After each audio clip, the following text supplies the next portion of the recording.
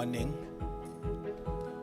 We just ask that if ushers can help us with the people that are outside so that we can start. In actual fact, we are starting, but firstly, let me start by greeting the Honorable Deputy Minister of the Department of Sport, Arts and Culture, Ms. Peace Mabe,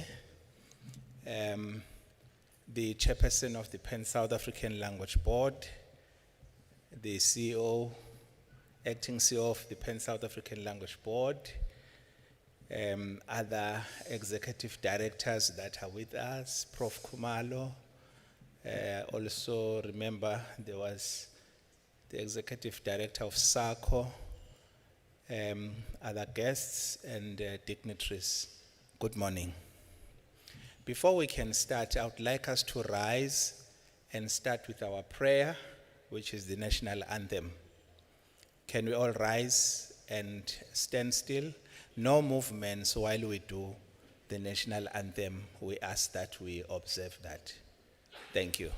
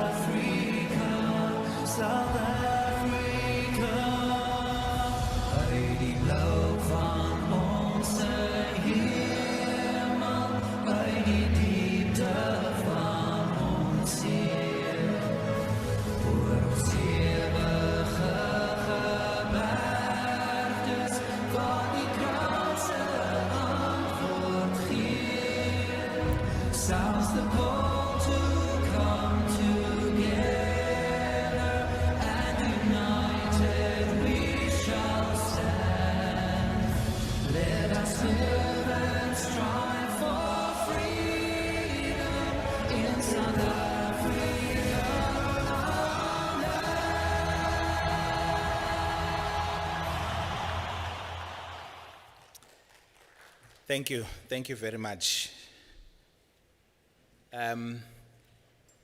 Once again, I greet every one of you present. This is the second day, and I hope the first day was fulfilling. Was it good? Can you get the feedback? Was the first day okay? That's good to hear. We know that yesterday we had speeches we were welcomed by the mayor, the executive mayor of Cape Town. We had a speech from the portfolio committee chairperson of the portfolio committee on sports, arts and culture. We had the keynote address from the minister of sport, arts and culture, where we were given the marching orders in terms of what must be the outcome of this gathering. Yesterday, commissions met, they've done their work, and we are looking forward to hear what were the discussions, what are the recommendations that will come out of those commissions. So this is the second day. Without going any further, my name is still Sibusiso Tsanyane, and I work in the Department of Sport, Arts and Culture. Honored to be here. And we thank you, Deputy Minister, for gracing us with your presence this morning. We truly appreciate it. I will not talk a lot, but we'll get on with our program today. I'm just going to be facilitating this part up until the DM gives her speech. In actual fact, yeah, after Prof. Haynes speak, and then I will get off, and Miss Lisa Combrink will take over from me and facilitate the next session. But without any further ado, we do have a speaker from the Pan South African Language Board, Mr. Julius Dantile, who is the Acting Chief Executive Officer, who will come and give us the speech. Mr. Dantile, over to you. I almost said Dr. Dantile because everyone here is like educated.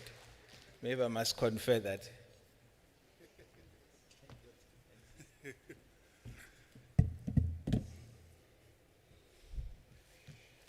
Great class.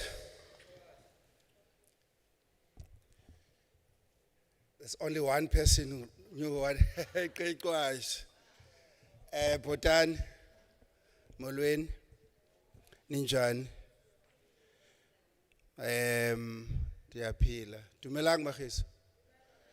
Ali kae.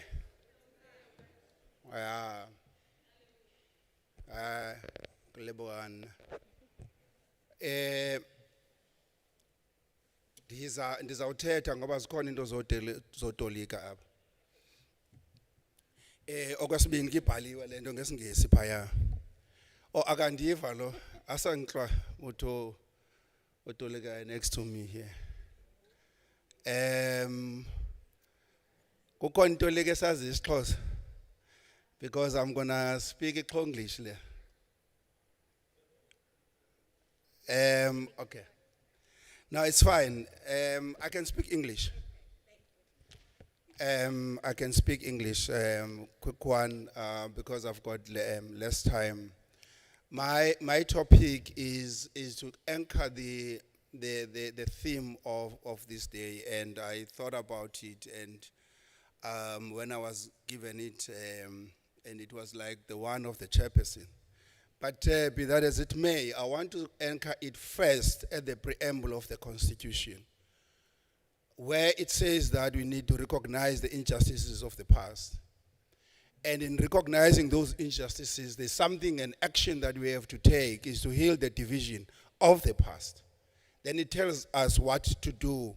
What is the intention in the preamble? That it is to improve the quality of life of all citizens and free, I will repeat that, free the potential of each person. And you cannot free the potential of each person if you are not going to use that person's language. Then this takes us to Section 6 of the Constitution in terms of the mandate of the Pan South African Language Board, that first we need to promote, and in promotion we divide it into 3 sections. When you take it from a constitutional interpretations, you would have to deal with the issues of awareness, advocacy, and empowerment. I think we have done a lot of the first 2. We need to go into the issue of empowerment for growth and development. The second one is create conditions for. There, I think it's one of our responsibilities here that we have, that takes us to say, are the stipulations, the legislations, the policies, and the practices that we have in terms of the language sector really influencing the performance and influencing the outcome, and what kind of outcome that we have an impact. And that is part of our constitutional responsibility as the Pan South African Language Board. We do this so that we can ensure human dignity through the use of preferred languages by the people. And out of that, then this takes us to, not me only, but all of us here, to the principle of multilingualism. And the principle of multilingualism cuts across the whole Constitution. From the first chapter to the last chapter, multilingualism cuts across. I'm not going to get into the individual sections, but in chapter 1, you will then see the founding principles that are also endorsing issues of multilingualism. When you go to the last section 195, for instance, when you talk about the local government, again, public involvement is really emphasized. So in all these issues, we then have unpacked in terms of the legislative framework. We have various legislative pieces that we spoke to yesterday, and I think in the commission you did work out those. And one of the critical questions that we have to answer, are they integrated in what they're trying to achieve? These pieces of legislation, are they integrated? And in terms of the integration, we'll start with the PENSALB Act up to the Local Government Systems Act, so that we can understand that permutation of integration and influencing each other, that the right hand knows what the left hand is doing. And also we need to bring other critical pieces of legislation, especially the PAIA and the promotion of equality and prevention of unfair discrimination, PEPUDA acts.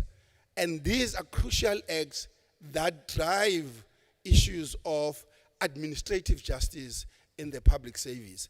Are we then really working around this? There are other acts that I didn't include here, like Law Higher Education Act and so on. It was just to demonstrate that we do have a legislative framework, but out of this legislative framework, we need to look at it as if, is it really driving a fluid environment?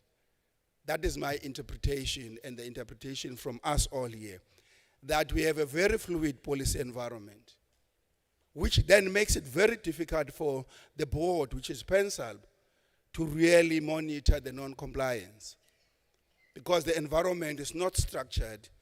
It's not as we wish. If you go to higher education, there is a structure that is there.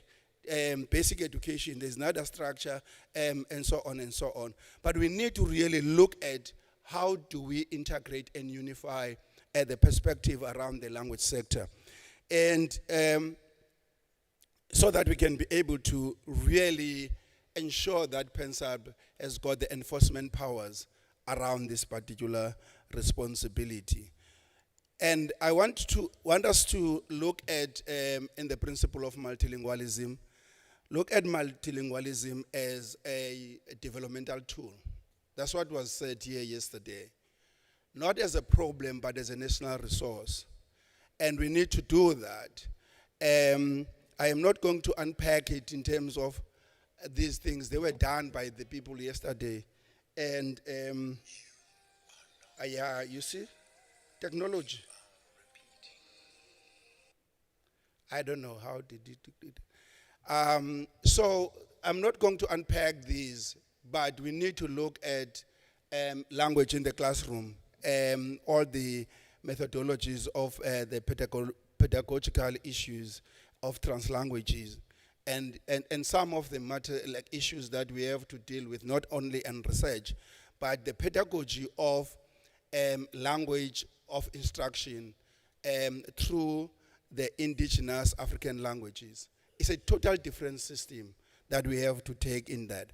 The second element, multilingualism as developmental tool that I want to talk to, is the issue of economic empowerment. Have our languages, especially indigenous African languages, have the power, the socio-economic power that they create for people to benefit? If they don't, there's no parent who's going to be interested in letting his or her own kid learn these African languages. How do we make them to have the socio-economic mobility? And that is a crucial question that at the end of this particular process must have a slightly highly envisaged element around that. Then also, this takes me to a process of making law in South Africa. And I'm not going to unpack this in terms of those simple language, precision and accuracy and stuff like that. But I just want to give a simple example which CRL is sitting with and other sector partners. There is a law in South Africa of initiation that was passed in 2002 that's striving to deal with the death of young men in initiation, ulwaluko, ngesiXhosa. But it's a law, it says Initiation Act. But Initiation Act, ulwaluko ayo initiation, ngesiXhosa. And even uyengomeni ngesiNdebele ayo initiation. Then when you get inside the particular act, there are a lot of misinterpretation of our own cultures and linguistic compromises that are being made. Fortunately, it is translated into isiXhosa. From where I come from, amongst abaThembu, ndingumgcina nike nguyumThembu, we don't say umnini bhuma. Umuntu ngusosuthu. And usosuthu nomnini bhuma are totally different responsibilities and totally different people. Once you bring usosuthu, the overall responsibility, including the well-being of those boys, are in you. So that is the misinterpretation of who we are, because the act itself was never drafted in our own languages, but it trying to regulate our own cultures. It was translated from English. These are really critical examples that we have to deal with. There are a number of them around this, which then takes me to the issue of language as a contested space. Multilingualism. The most unfortunate part that I've observed with the indigenous African languages and what the minister said yesterday, you are not assertive. These languages, the speakers of these languages are not assertive. I was trying to be assertive here and I compromise for the sake of you and the sake of keeping my job. So these are contested spaces that we have to get into. And a contested space in terms of Habermas is a space where a private person, they come together, the private people, they come together to form the public space. And they become the public. And I will unpack this as a little bit as I go now. When we talk about multilingualism as a contested space and as a public space, we mean to say and ask questions, critical questions of presence. I gave an example with the drafting of the law. Are we present in the drafting of the law? Do these laws represent us? Do we understand the interpretation of them? Do we derive the meaning in these particular laws? I'm zooming into that to demonstrate the problem where the source of it is. That is why a person who's going under, in terms of the prison, found guilty, he's going to say, Bandi Bambile. Doesn't take responsibility. Bayandi Valela. Because it doesn't own the law. So as we go through this process, we need to look at the content, not only the mechanisms and the measures and the tools and the instruments, but what is the content of this multilingual program we are running? Because that is where discrimination is. I want us to have a bite on the state of national language policy implementation and compliance in the country. This is the 2024-2025 analysis. We sent this into more than 600 organs of state. We had about, I think about 99 responses. Amongst a number of questions, we've got about 30-something questions that we're asking from the institutions. One of the questions is, whether your department or public entity or as a state organ, as a state organ, do you have a language policy? You see the percentage there. It is good in terms of approved language policy. We've got around 58%, like 64%. At least it's getting there. Then we ask the question whether your language policy is aligned to the Constitution and the Use of Official Languages Act in terms of adopting the official languages. Again, the percentage is around 60%, they are aligned. But then, we asked about budget. Deputy Minister. We asked about budget. 58% are not budgeted for. Basically, let me not even say 58% because it's insufficient for another 15%. We are talking about more than 80% of these public state institutions do not budget for language matters.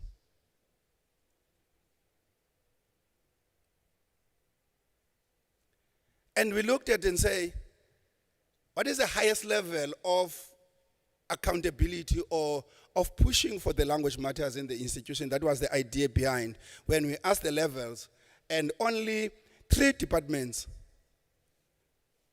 in the country that have got chief directors that deals with language matters.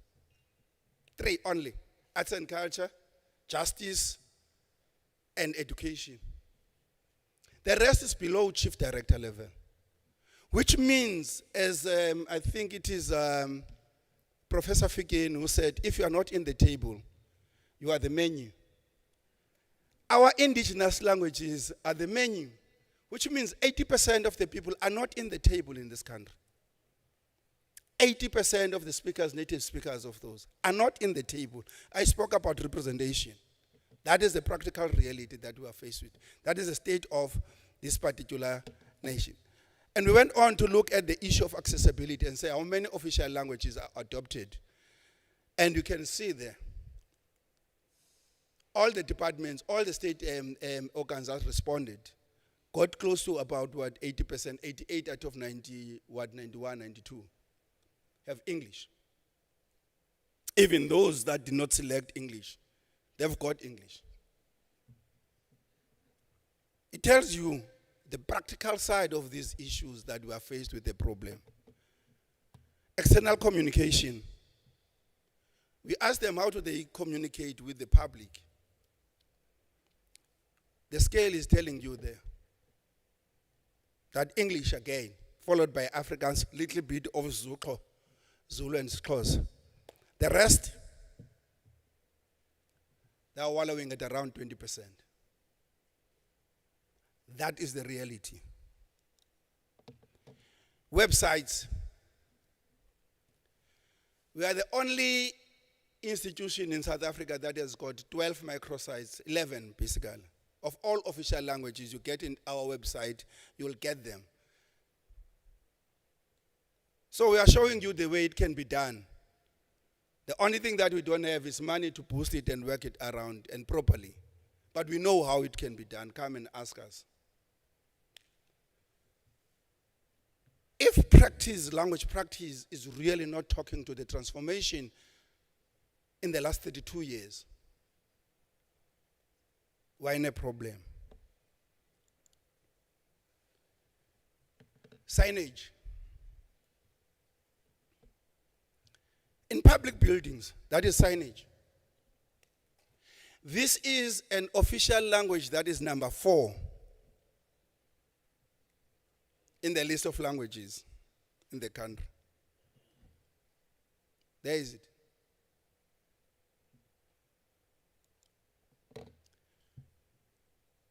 Like guns, I use.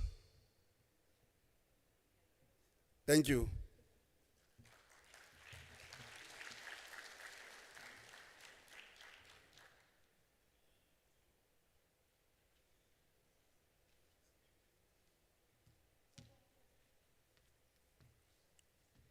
Thank you very much, Mr. Dantile, for those thought-provoking comments that we have made.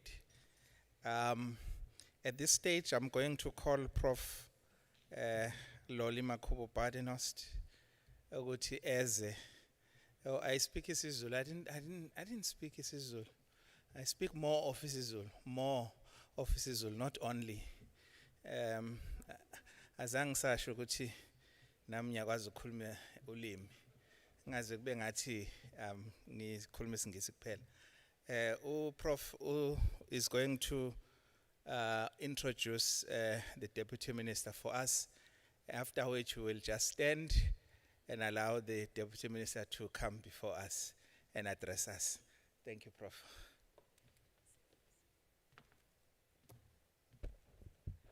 Botan, Goeiemôre.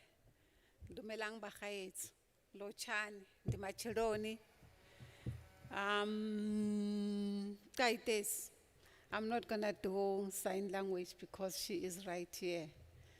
Absheni. It gives me a great pleasure. Let me not say much because, you know, when you are an interpreter and a lecturer in academic, I can talk until the cows come back home. So let me not go there. But just to remind all of you, I know that my job is simple. That is why I'm taking this opportunity as an interpreter myself, and thank and appreciate the interpreters that are seated there at the back. I was there in the booths at some stage, and I still am. I freelance interpreting. And colleagues, please feel free, because it was indicated here yesterday, Deputy Minister, that people wanted to speak and use their languages, but they were not free to do so. Probably an oversight from our side. I'm including myself as one of the organizers, that we did not announce that we have the provision of interpreting services. So if you are a person you want to use your own language, I'm not sure gore o tolikang mo thoko ga gore o tla dira byang. Mara le ene o tshwanetse gore a tsaye mo le. The gadgets are there. You can then use the gadgets. Please do feel free to do that. Let me stand on the protocol. I wish to acknowledge you, Deputy Minister, as you are here. You missed the fun yesterday, but we are not complaining. You are here today. And acknowledge you and acknowledge everybody in the house, the DG, the Chief Director, the professors who are popular in this gathering, the universities that are here. And you know, sometimes, Deputy Minister, I become nervous when I'm supposed to stand in front of people in the gatherings. And some of the people that are here are my lecturers. You know, utisha wako, noma ngabumbona, ubona ngathi awazi ukuthi fanele ukuthi wenze njani. So you don't know whether you will fail your lecturer or not. But let me greet everybody who is here, and I still stand on yesterday's protocol. The person that I'm introducing here, I normally fondly say to her, umakoti wasesifundazweni. Ngiyacabanga ukuthi ke babutsanyana kufanele sikhiphe igcwale. Angazi ukuthi zingakanani esibayeni. Akithi borwankutlwa nawo ngoba kufanele igcwale esibayeni ngoba cha lo muntu ozosukuma la cha uzime uqobo lwakhe impentshisi la kwabo. Minister has been in government and in the National Assembly since 2009, and has led has held different positions in government, and she is still in. And it is a great pleasure that we have here today. And other than being umakoti wasesifundazweni, she is our Deputy Minister in the department, in the Ministry of Sport, Arts and Culture. DM, we are pleased to have you here. Please grace us with your speech.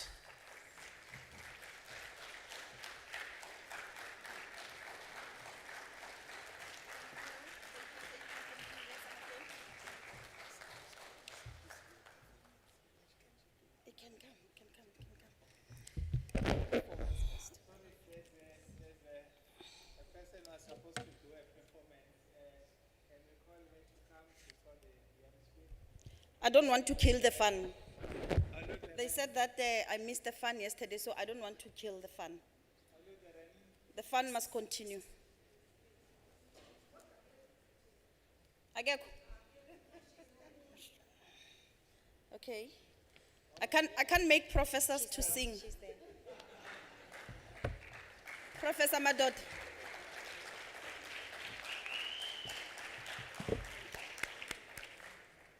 If I get the professors will have to sing with me. No, my happy birthday, because I know you don't have time to. So we can just sing happy birthday. Welcome.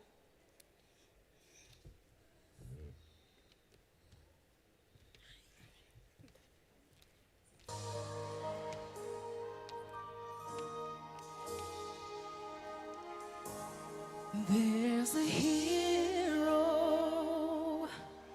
If you look inside your heart, you don't have to be afraid of what you are.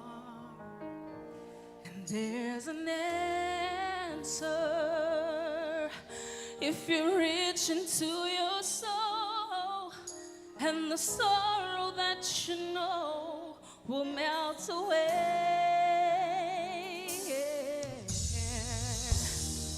But then a hero comes along with the strength to carry on, and you cast your fears aside, and you know you can survive. So when you feel like hope is gone, look inside you and be strong, and you finally see the truth that a hero lies in you. Lord knows dreams are hard to follow, but don't let anyone tear them away. Just hold on, there will be tomorrow, but in time you'll find a way.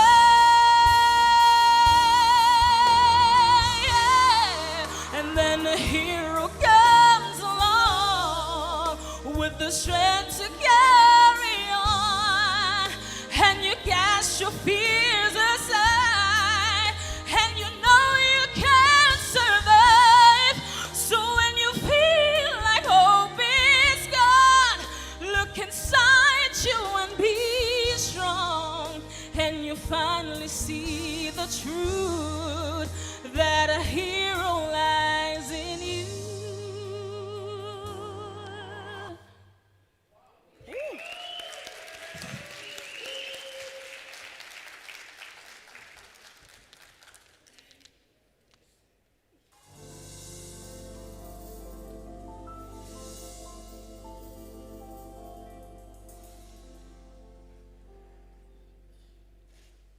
I was born by the river, and a little tent,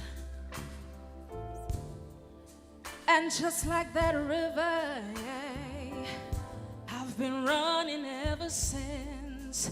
It's been a long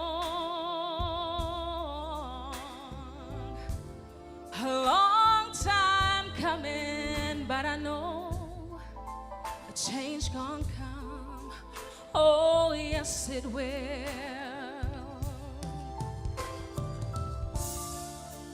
But when I go to my brother, and I say, brother, brother, help me, please. But when I go to my brother, oh, he winds up mocking me back down on my knees. There's been times when I thought I wouldn't last for long, but somehow I've been able to carry on. It's been a long time coming, but a change is gonna come. There's been times when I thought I wouldn't last for long, but somehow I've been able to carry on. It's been a long, long, long, a long time coming, yes, but I know that a change is gonna come.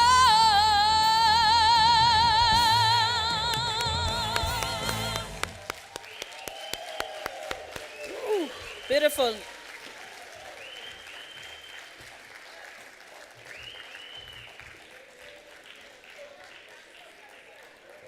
Oh, okay. I thought you were also coming to sing for us. And by the way, professors were not enjoying the music. I was observing. It's only the people from the department who were following, but professors were just okay. So thank you very much for having me, Program Director Mr. Sibusiso Zanyani, Professor Langa Kumalo, Chief Director of Sadila, Professor Lolik Makubo Bedenhorst, Chairperson of the PEN South African Language Board, Mr. Julius Dantile, Acting Chief Executive Officer of the PEN South African Language Board, Ms. Lisa Combrick, Chief Director of the National Language Service, distinguished lead expert, scribes, and rapporteurs, colleagues from government, academia, civil society, and the private sector. I saw my friend, a former member of parliament, Ms. Bongi, right there at the corner. Hi, Bongi. Okay. Our South African Sign Language interpreters, ladies and gentlemen, good morning. But before I start, I want to challenge you. Last year when we were sworn in, we were made to read the, what do you call this, the affirmation in English. And I'm sure most of you saw that. And one strong colleague took a decision that she will take her affirmation in Sexhosa. And the Chief Justice imposed English on her. Do you recall the incident? And none of you said nothing. In fact, it just became a story for TikTok, and everybody was happy that she could not pronounce conscientiously.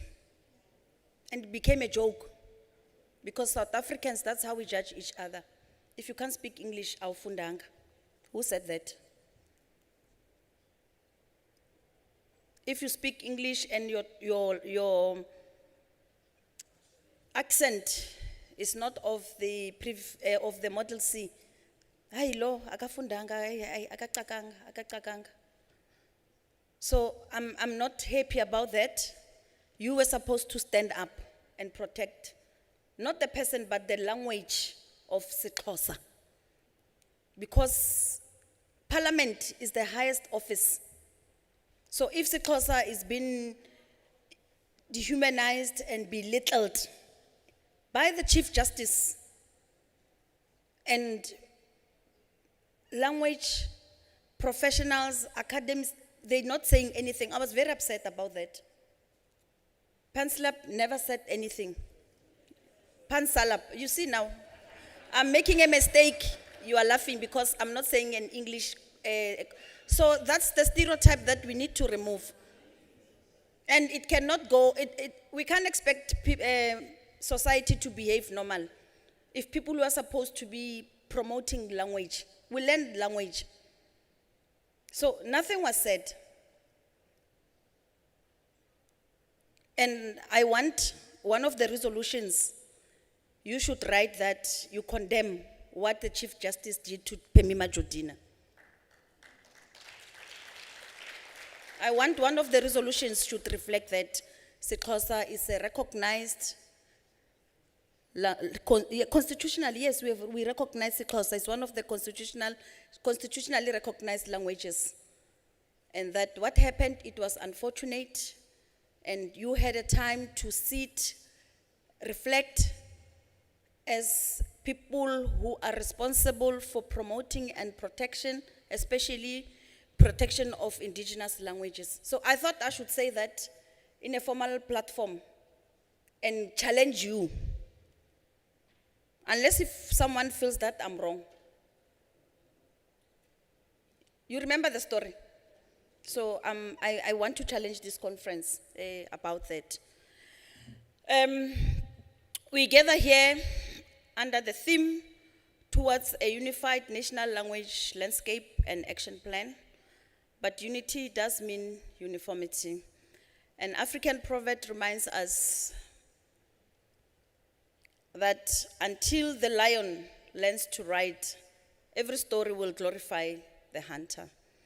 For too long, our national narrative has been shaped by a hunter.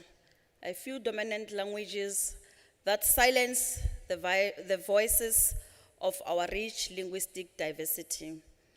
This summit aims to empower the lions. It is about ensuring that every mother tongue has the ability to write, to speak, and influence our national story. Only when all languages are celebrated can we create a truly unified, authentic, and inclusive landscape. There is no greater time to acknowledge our languages than at our 30-year democracy anniversary. This summit affirms that language is not a secondary issue in our democracy. It lies at the center of our national and personal identities. The impact of colonialism on language is profound and multifaceted, affecting not only the linguistic landscape, but also the social and cultural identities of the populations affected. Molweni. Molweni. Goeiemôre. Sanibonani. Dumelang. Good morning. Yesterday, we began a journey. Today, we finish what we started, and we do so with a commitment to carry the work forward far beyond these walls. It was a day of remarkable candor and conviction. When Minister Gayton McKenzie delivered his keynote address, he set a tone that carried through every session that followed, one of agency accountability, and believe that the language question in South Africa is, at its core, a justice question.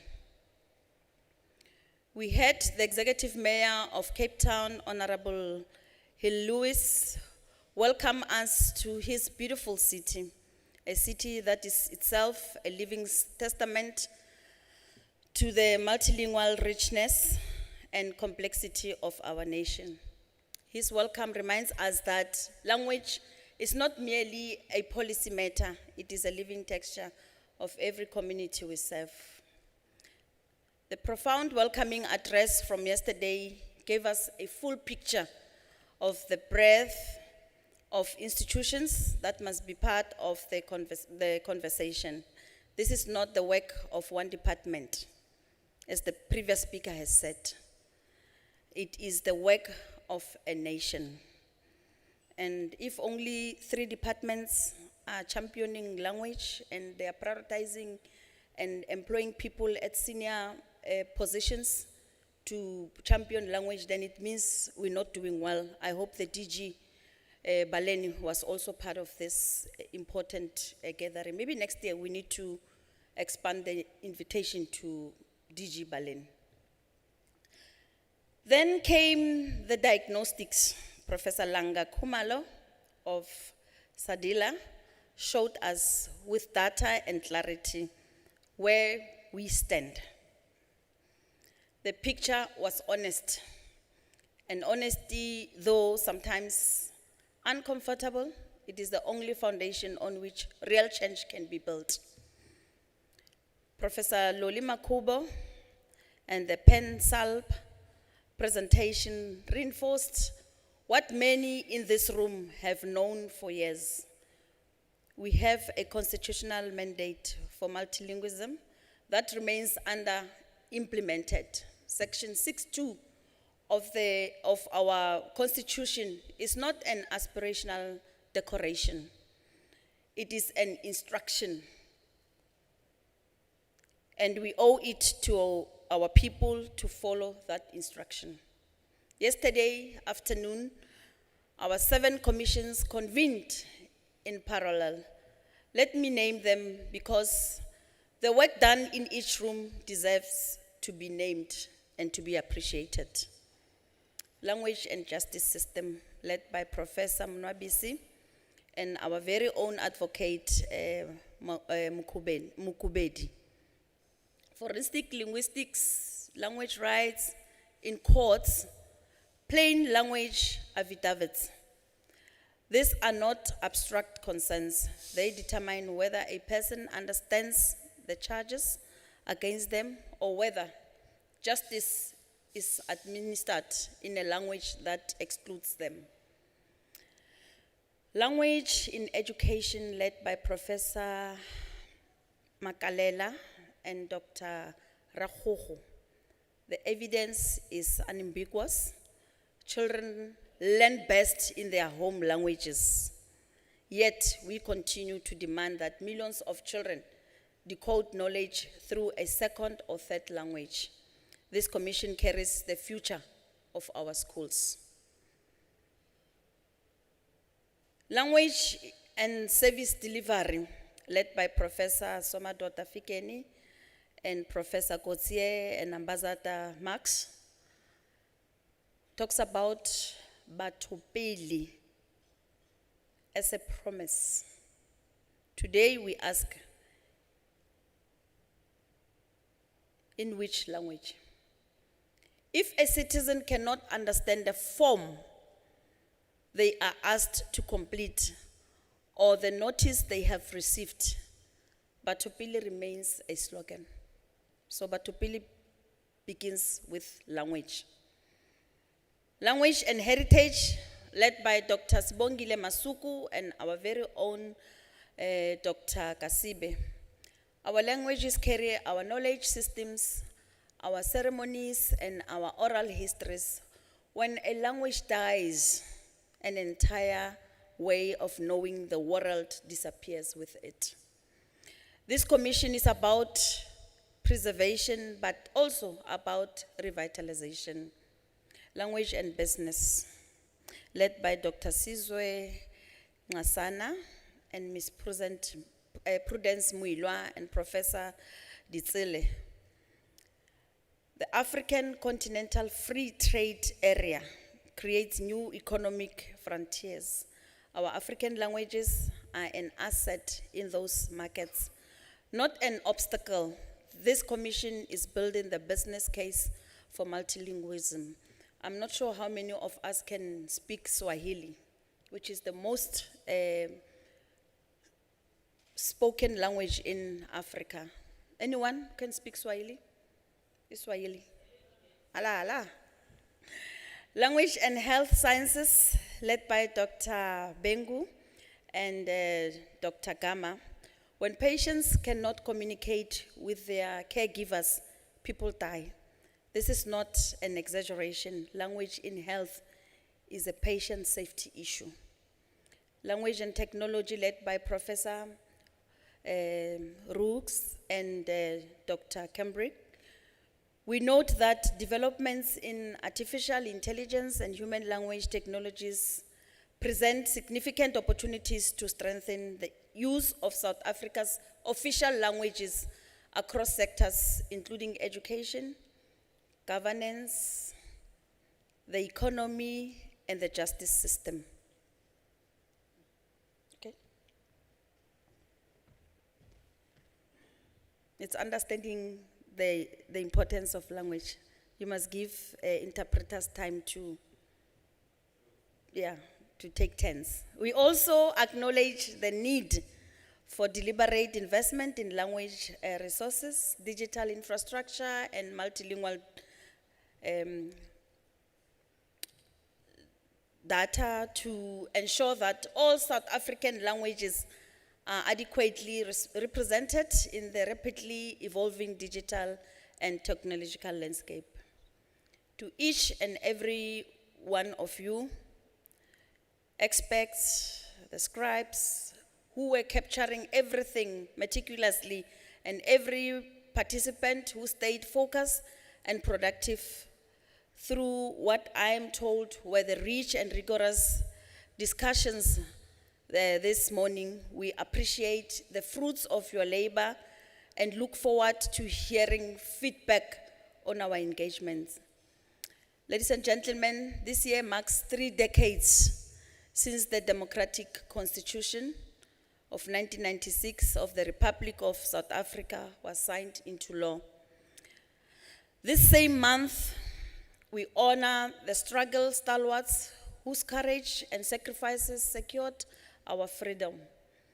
We have made extraordinary progress in many arenas, but on the language question, the gap between our constitutional promise and our lived reality remains wide.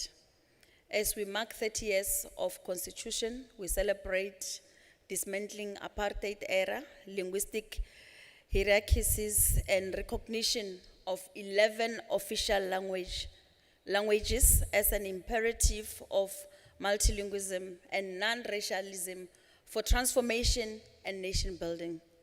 11 official languages, hundreds of languages across our soil, and yet in too many courtrooms, hospitals, schools, and government offices, 1 or 2 languages dominate while the rest wait their turn, a turn that never seems to come.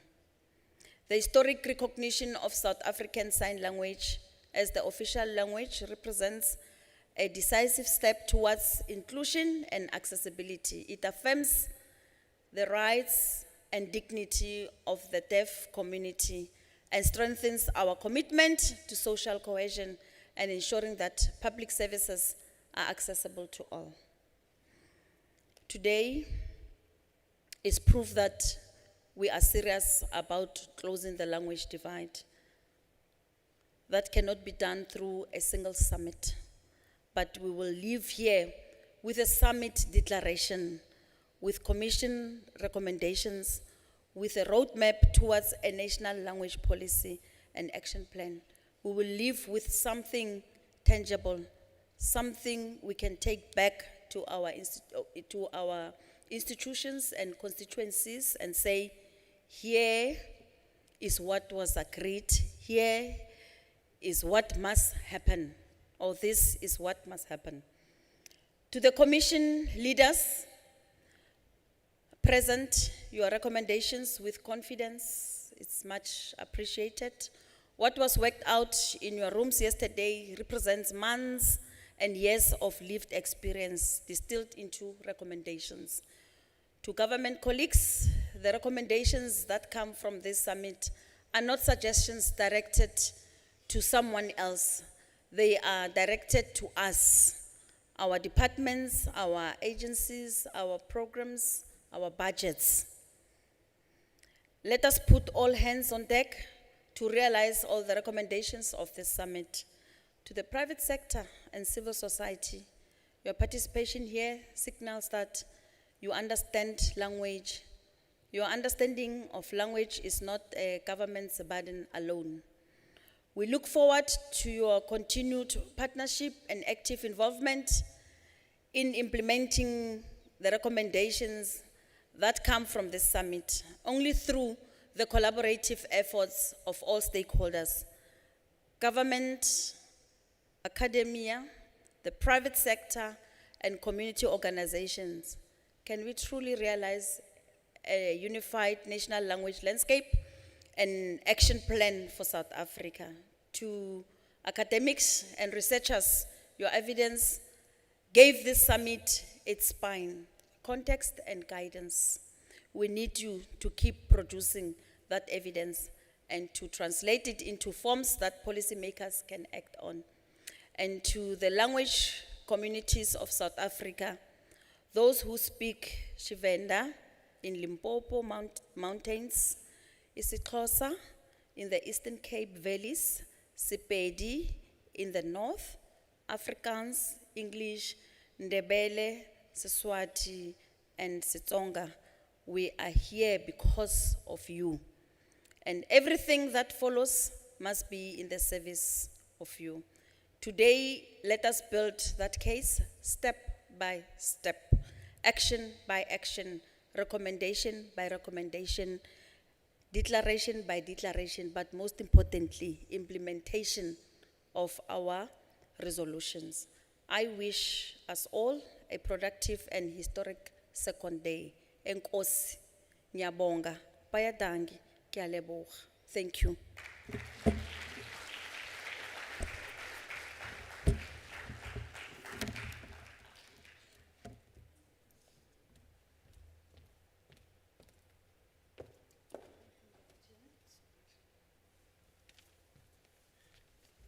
Thank you so much, Deputy Minister.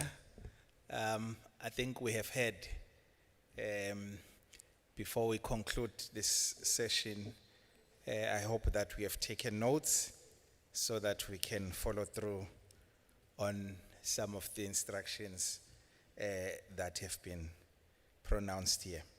I am now going to, but before that, let me also inform you that due to other work commitments, the DM will not be able to stay with us for the duration because she has to go and attend cabinet meeting.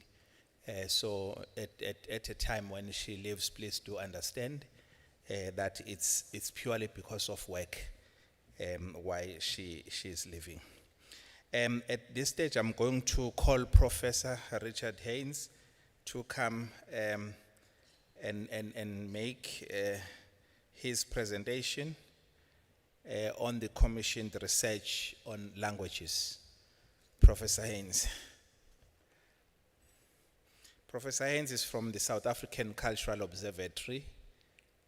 So yes, here he comes.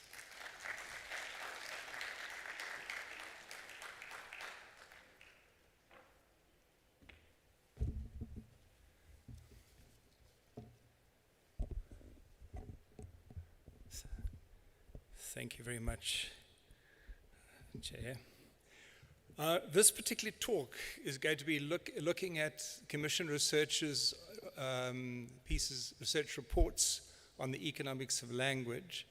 And they primarily cluster around how and why and the importance of us looking to implement the South African Language Practitioners Council. And they also invoke the approach of economics of language to add additional depth and to take cognizance of evidence-led material and data in the whole process of policy making. I'd like to take this opportunity to thank the range of speakers we've already had today and also the key representatives here, and they're far too many for me to go through because I've got quite a hectic speech to talk and take us through. But the Honourable Deputy Minister, what amazing and stirring speech that she gave, and stressing the importance of respecting the array of languages and language rights. You know, that really is important, and to take it seriously. And I'm going to come back to that because I think it impacts on how we think about policy making and the challenges facing South Africa, not only nationally but also internationally. I'd like to thank Chief Director Ms. Liesla Kombrick of DSAC National Languages. She's played an amazing role in bringing together, the events and thinking within the DSAC National Languages. I'd also like to thank past and present CEOs of PanSALB, Mr. Julius Dantili at the moment, but also Mr. Lance Schultz and his enthusiasm for the whole question of how to map the language economy, what is a language sector. Chief Director Prof. Langa Kumalo of Sandilal, and the wonderful work that your unit is doing in terms of bringing digital skills throughout the various national languages, and particularly the indigenous languages. Professor Lily Badenhorst of the South African Language Board, and I know she also works very closely with PanSALB. And also, so distinguished guests and esteemed colleagues, it's a great pleasure to be here today. I'm going to go through a range of slides, and I'll just check that this is working.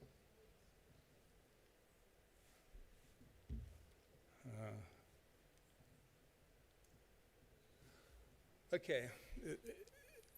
First of all, what we're going to be looking at is four interrelated reports that we've done, as I mentioned, and are underpinned to a significant extent by the economics of language approach, and also an interdisciplinary, in some respects, a transdisciplinary approach.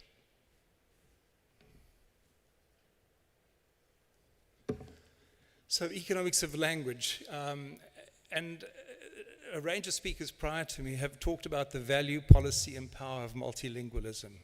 Multilingualism on a national basis, but it's also multilingualism on a global basis. And the economics of language derives from a subdiscipline in economics developed by a Russian economist called Jacob Marshak back in 1965, who examined language and communication as components of economic theory and practice.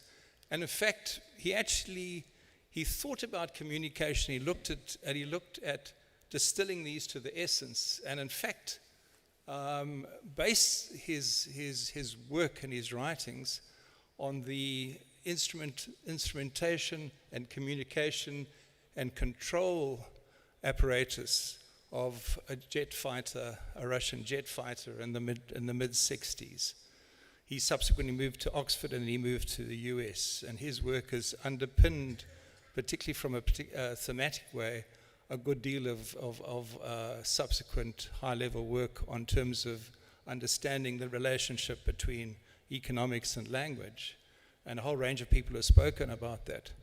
But also separately, I think the search for value of language goes far deeper than looking at what economists do. And it's really important for us to look at transdisciplinary, interdisciplinary approaches. Of all things, I was reading Gadamer some weeks back, Hans Georg Gadamer, and he was saying it is through language, our use of language, that we structure meaning, that we interact with people. And our very being is caught up in the language. So it's not these the high technical scientific methodologies, that the meaning happens through dialogue. And in that process, language is preeminent, it's vital. So that's very important. But the real thrust for economics of language happened in Canada in the late 60s because of the language issue between the French and English speaking. And this stimulated a range of work, and it interacted with work happening in the US particularly, but elsewhere, looking at different economic returns amongst different ethnic groupings within the American labor force, white, African American, Hispanic, and new immigrants. What competencies did they have? What language experiences? And how did this translate into success in the labor market? In the late 60s and after, the economics of language intersected with the works of Gary Becker, who's well known for his development of the notion of human capital, which we use quite extensively nowadays. and looking at the value of language skills in economic development. So this was part of the economics of education, but played a key role in infusing and growing these particular works. Let me go to the next one. So, why and where language economics and education meet? Language diversity underpins, as we know, culture, identity, and development, and economic frameworks help to assess cost benefits and the effectiveness of language policies. Because we operate in societal, political, and economic structures where we do have to ask questions about costs, where we do have to balance costs and benefits, where we do have to look to optimize. And we do have to do that. And in so doing, I remember the stirring speech that the Minister of Sports, Arts and Culture gave yesterday, and the challenge that he gave to language practitioners, saying, well, people in sports go out, they're vigorous, they're aggressive, they're innovative. What are you going to do? How are you going to operate both nationally, and I'm saying this very importantly, and internationally? So this is important for us to take cognizance of the possibilities, the importance of value, and these stretch extensively. And this is another seminar which I don't want to go into great length because there are crucial issues at play here. But what an EOL approach does is to promote collaboration between linguistics, economics, and education sciences, and other things. Currently, policy is strongly informed in South Africa in many places, as Francois Grin, EOL's academic, and other of his colleagues have stressed the importance of adding this EOL, complementing. And this is in line with the growing emphasis lately on looking at interdisciplinary and transdisciplinary research. And not only because it moves beyond disciplinary boundaries, but it promotes a kind of camaraderie of scholarship.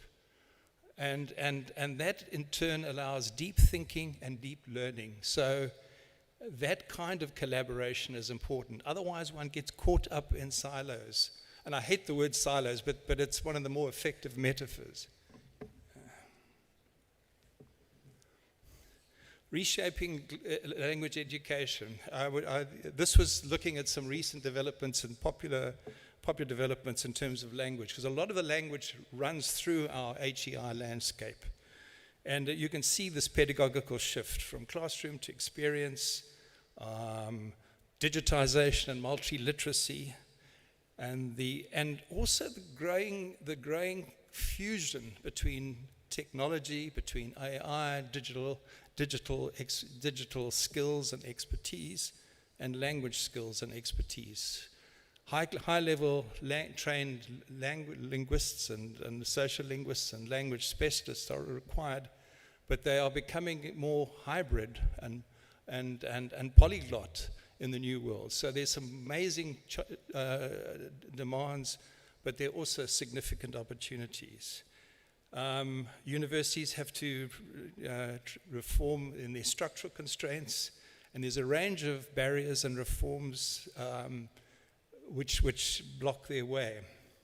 Some key skill sets, and that's another very important consideration when we're looking at language, because language is not just a social, cultural, it's fundamental for our work in the workplace.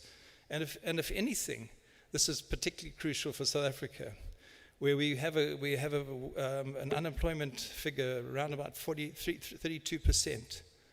I have a visiting scholar and friend who's out from Brazil, and we'll be looking at comparative work and cultural policy and looking at the link between language and culture.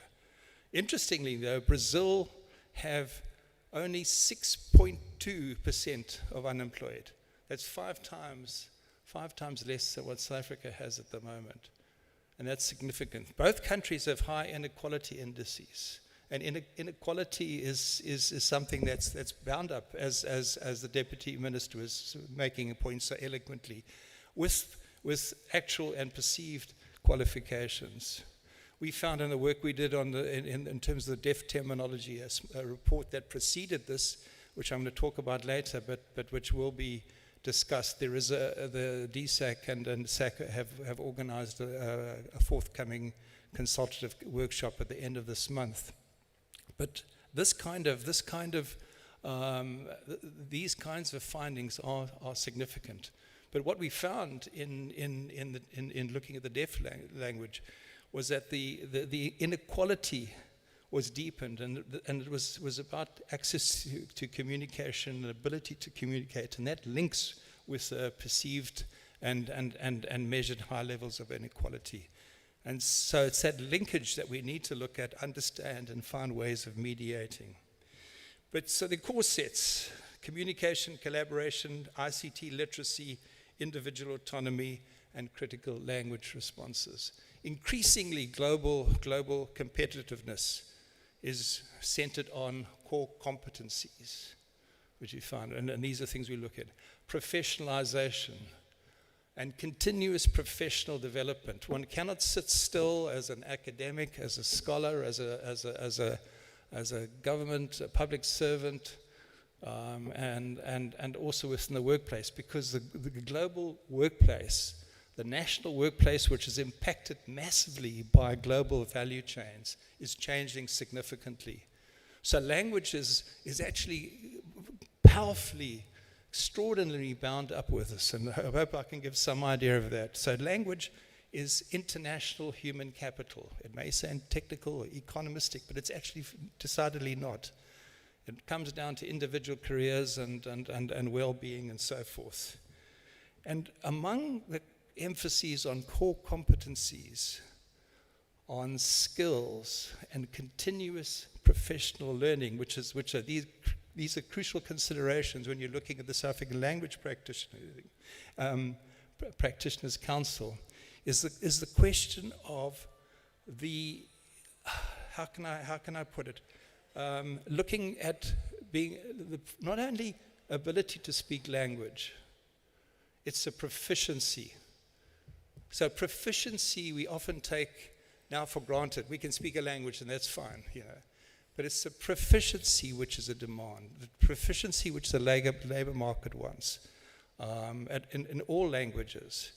And with that proficiency, you find a division of labor. You find a growing emphasis on people, training people to give speeches and talks and so forth. And professionalization is the transforming axis. So these developments are impacting, and they relate very strongly to language. They're impacting significantly on higher learning, institutions of higher learning. They're impacting on the ways of doing business. And they're massive challenges for South African university landscape, which is strongly represented by publicly funded institutions. But in many respects, though there's significant responses to particular policy issues, being competitive internationally, understanding how one develops new kinds of language practitioners for local national economy is a significantly different kettle of fish. And the kinds of programs and how universities get involved, language is central, more so than ever was the case. And I'll come to a subsequent slide and I'll just go into that a bit more. So that's a very, very important consideration. And so why it matters, again, linguistics and education sciences currently don't have, I'm talking internationally, I'm not talking specifically about South Africa, don't have sufficient policy and economic tools. Economics allows us to be brought to the table, particularly with respect, and this is something that South African government departments across the board value, evidence-based, data-driven perspectives. And it encourages this collaboration, as I said, between the different disciplines. Where it counts. Internationally, the growth of digital economy, this is a study by Visual Capitalist. English is the most common language. Chinese is the largest share of native speakers, but only has 5% of URLs. And most of the world's languages fall under this other category. So one of the things that is significant is this major representation of English. Now, I know we've talked about English as being a major existential threat to languages, and we have to be extraordinarily sensitive to that.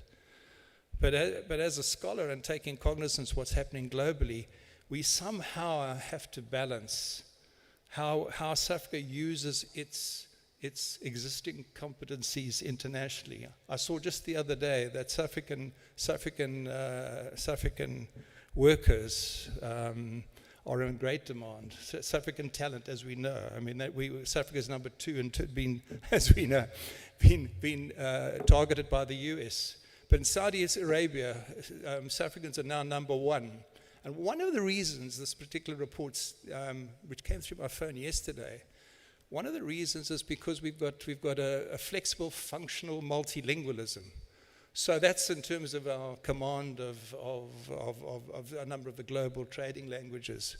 But this, and even Afrikaans, strangely, allows one to negotiate a range of things, whether it be in Holland or in Germany and so forth. But that is one of the skills that South Africans possess. And increasingly, and this struck us by doing this, the professionalization is not just to work in the South African economy nowadays. Increasingly, the training, the language skills, the involvement of language, that's why language is on a boom, is about operating in the global economy. This is a very recent 26 study, 1,300 HR managers in 17 countries. 90% of employees say English proficiency critical. 92% of employees say it is more important today than 5 years ago. 81% of employees say integrating AI tool increases the need for workplace English proficiency. 86% of employers, and this is worldwide, I mean, so when I say worldwide, select countries, organization without fluent English speakers are at a competitive disadvantage.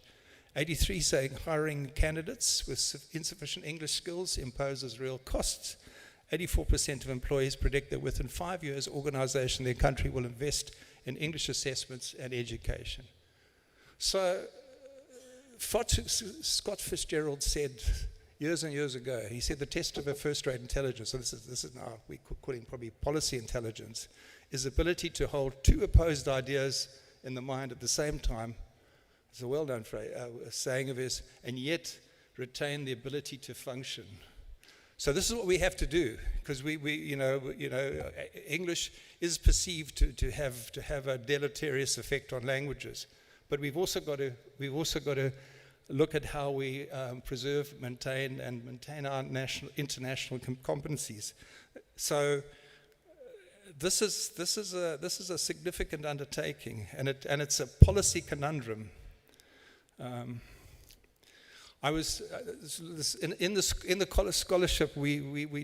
There's significant debates among scholars whether English is a inherent hegemon or de facto impressor or a killer language. Salika Mafweni at Chicago University questions this at some length. But what is also interesting, not only in terms of looking at English, but also looking at global foreign languages. One's finding a whole range of fellow countries, collaborators in that, moving towards English.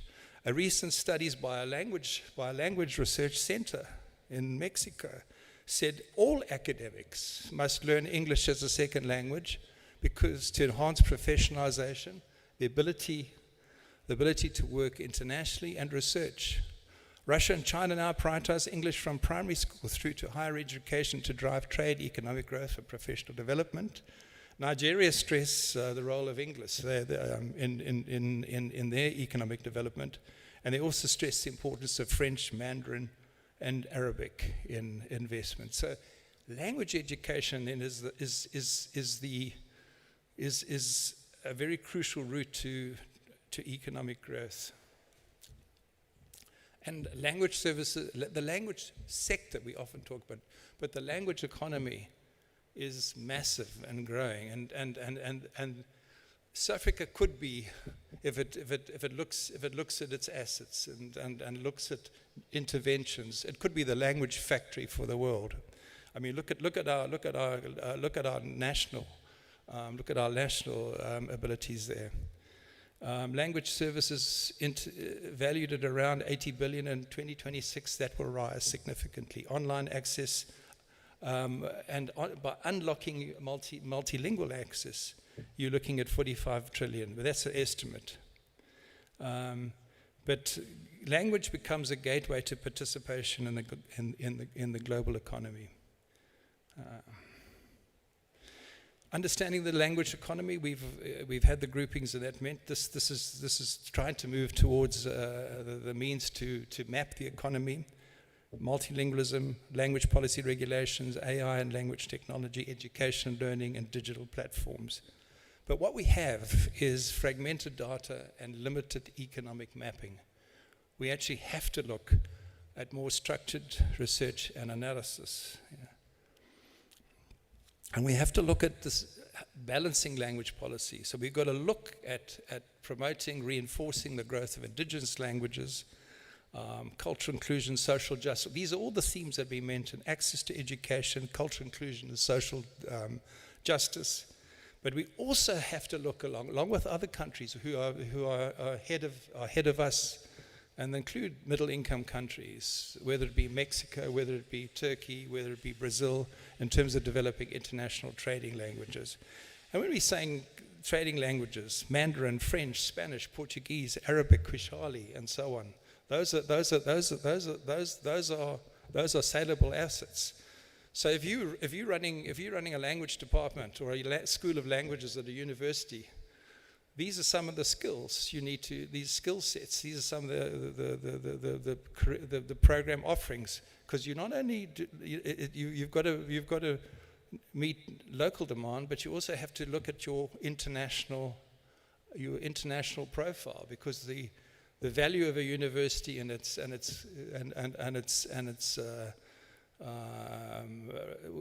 rating internationally is very much directly related to the number of international students who come there. So these are crucial. International trade and diplomacy. So the complementary roles we need to look. How do we cross-subsidize our involvement in international markets, our use of language, in terms of actually providing more funds going into the conservation, promotion, and development of languages.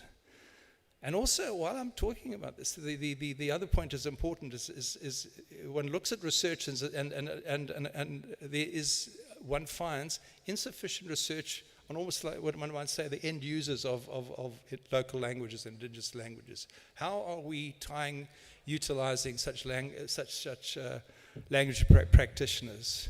What are the incentives, if I may use it in an economic term? And when we have so much knowledge wrapped up in indigenous languages, and we're talking about for climate change mitigation, all this indigenous knowledge, how are we linking up with other economic development and industrial development interventions? That's quite crucial. I mean, for example, the DTIC has a localization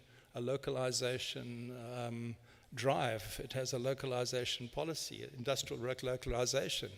So to what extent are departments of languages linking up with that? And if so, if not, how can one facilitate those languages? What kind of dialogue is there with big business or business more generally in South Africa? Because that's crucial.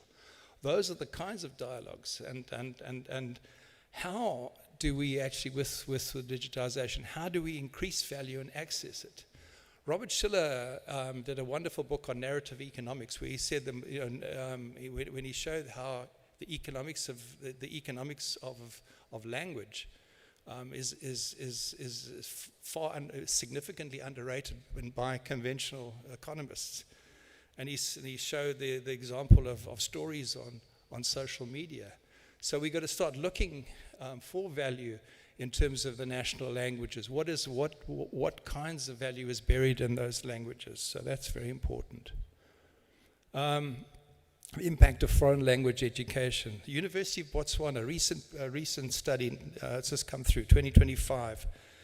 The university is, UB is transforming into a high performance organization, advancing economic diversification, and focusing on foreign language instruction. This is global foreign language instruction to raise its global economic development profile. Reducing trade barriers and global business, long-term economic growth. A Rand Corporation study in conjunction with Oxford University of the UK in 2020 said if there's a 10% rise in pupils learning Spanish or French at the 3/4 stage, over the 2-3 decades, there would be, by increasing a number learning Spanish, that would be 9.5 billion increase. French, 9.7, an additional further 12.6 by learning Arabic. Individually, by learning languages, there's also a boost. The estimate at the moment, by having that language speciality among other criteria and competencies, you're looking at around 2% over your lifetime, and to add 2% to your earnings. So that English major I did years ago hopefully is bearing fruit. So overview of the EOL reports. And the 4 ones more recently are the ones we're focusing on, but we did a small commission report on the economics of language, and that was actually, it has significant implications for how we look at language policy in South Africa. A deaf terminology development reports scoping and preliminary audit was carried out in 2025. A preliminary scoping exercise of the dynamics resources and access to data, 25, towards the establishment of a database for language practitioners as part of the South African Language Practitioner Council, a needs assessment of Language Practitioners Council, also recently finished, and a preliminary audit of higher education and training programs for language practitioners. Just in the final wrap up there. There is a specialist consultative workshop happening under DSAC SACO auspices at the end of this month. But we're looking at particularly at the four connected economics of language reports. Okay, those are the project titles, the purpose, and the focus area. And the reports collectively aim to frame a strategic evidence-based approach. It looks at professionalization, data integration, capacity building, education reform. And crucial is actually providing additional input and viability in establishing a functional, sustainable language practitioners council.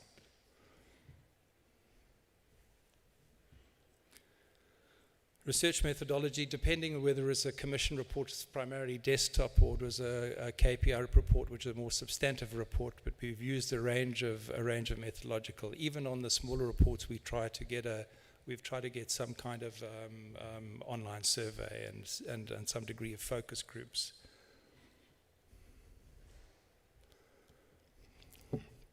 Right, South African language economy. There's insufficient data. It needs to be properly mapped.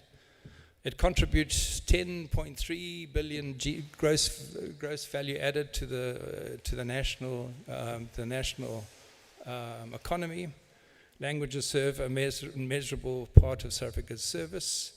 About 70,000 jobs, and that's using current data and Stats South Africa, which is not as granular as we would like. If you from a subsidy of 25 million, we're just looking at comparative, 713 million has been paid in taxes. So the language sector is more than paying its way. But there's a statistical visibility problem. Language is not separately classified in national accounts, okay? And the existing cultural satellite accounts run by Stats SA and in conjunction with Treasury, don't isolate language services. So we're not as clear as we could be or should be in terms of who and who's not undertaking language and professionally related activities and producing goods and services. So the data systems we have currently don't adequately capture the sector. And languages services, as we all know, underpin education, courts, health, media, tourism, and trade.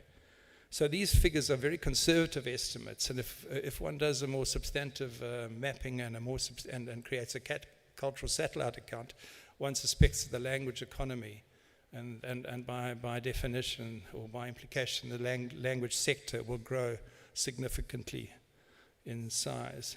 So further research areas that we need include occupational mapping, develop detailed profiles of jobs and professions, and particularly in doing the database, we actually we looked at international kind of definitions of what is a language practitioner, particularly the international bodies. And we looked at international other countries' efforts on this scale, and also looked at the obligations or definitions that date back to the legislation, the relevant legislation in circa 2014, 2015. But as one does that, one suspects that the nature of a language practitioner is changing before our eyes. It's expanding. And then probably one also has to look at auxiliary language practitioners, for example, and then also debate more systematically amongst academics as to what extent does somebody who teaches high literary theory in, say, French or German or something, to what extent are we looking at that particular person or persons as language practitioners? And if we're looking at utilizing voluntary capital and other means to promote languages, particularly in the rural areas, we should be looking at cost-effective ways of developing language auxiliaries, almost like teaching assistants. So we need to look at those kinds of issues. How do we conceptualize a language practitioner? And the professionalization itself is part of a language specialist. Personal growth, their interaction both locally, nationally, regionally, and internationally. And those are all kind of crucial aspects. So professionalization, self-esteem, promotes higher learning, higher income, and it actually has a ripple effect on the economy more generally. So the sooner we move to those, the better. So these are some of the areas: sectoral value chain analysis, demand side analysis, language needs, digital platform integration, data infrastructure, skills supply, primary employment data, who's employed and what. These are preliminary studies utilizing Stats South Africa data. So this is the assumed distribution of employed language professionals. But bear in mind that as I and members of the team that have worked with us, have discussed and debated, and we need to discuss more generally with our academic colleagues. What are these professions? So library, flying clerks, authors, coding, philologists, translators, interpreters, right down to other teaching associate professionals, but I'm sure one can expand that. But that's utilizing existing data. So it gives some idea. We've got some idea of the distribution in terms of numbers. So we worked on a South African language practitioners database, which was a piece of continuous professional development in my case. We employed a very interesting, eccentric database specialist And so we've created a potentially working engine for the South African Language Practitioners Council. So currently practitioner data is scattered and inconsistent. Some organizations have partial databases, others none. Records are manually maintained. Practitioners cannot easily update their own information systems, etc., etc. So this creates outdated records and weak verifications. The heritage management master plan exercise, which is in its earlier stages at the moment, stresses the importance of digitizing archives. I'd actually go a step further and say it's actually not only the digitizing, it's just ensuring that the archives are in place, because if the records are not properly in place, digitizing only solves half of the problems. Anyway, the proposed database is designed to manage practitioner identity, qualifications, accreditation status, and that's crucial, CPD, continuous professional development compliance, credential verification, and forming the backbone of regulation, quality assurance, and sector reporting. So it proposes 3 levels, and this is very much up for debate: paraprofessional, professional expert, linked to qualifications, experience, and other criteria. The system must be done, obviously, with full POPIA compliance and role-based access, secure audit trails, multilingual, and we stress this easy-to-use interface. And what we have found is a purely fee-funded model isn't sufficient initially. So there would be some measure of state support and fee paying to this. This is an ecosystem map of the language, of the various sectors of the language economy. It will subsequently move into looking at more the various aspects. That particular subsector looks at policy standards and coordination. And the next one will look at publishing, broadcast, and cultural production. Next, language transmission and education. And the next, commercialization and platform development. The next one will defending language rights. And I think, is there one more? So, yeah, language services and intermediation. So that is in part informed by the passion that the previous CEO of PanSALB had in terms of mapping, looking at the global value chains and understanding the ecosystem. And this, of course, in turn requires more information and looking at the integration and so forth. But it's a very useful way of looking at what we assume and seems to be the expanding language economy. I'll move to the. But as has been discussed in here and in the commissions and elsewhere amongst colleagues and that, there are systemic weaknesses and challenges in the South African language economy. One is a lack of coordination, fragmented institutional architecture. We desperately need a central coordinating body, and this has come through very strongly in the survey results. Between 88 to 90% of people surveyed want a language council. Unequal support and underfunding. The minister, unfortunately, is not here, but there's another supporter there. Digital marginalization, and I was talking to my colleague Professor Kumala and stressing this is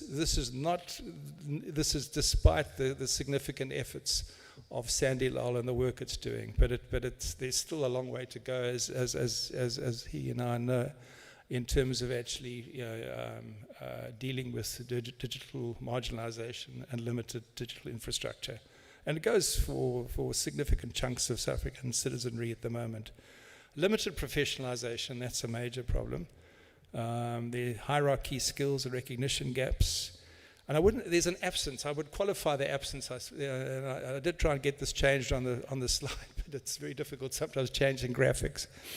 So it's a relative absence. I'm not saying that there aren't structured career paths, but also the massive and the massive flux that one finds within careers and new kinds of jobs does lead to a relative paucity of career pathways. And new kinds of meshing, as I suggested earlier, new kinds of hybrid qualifications are needed.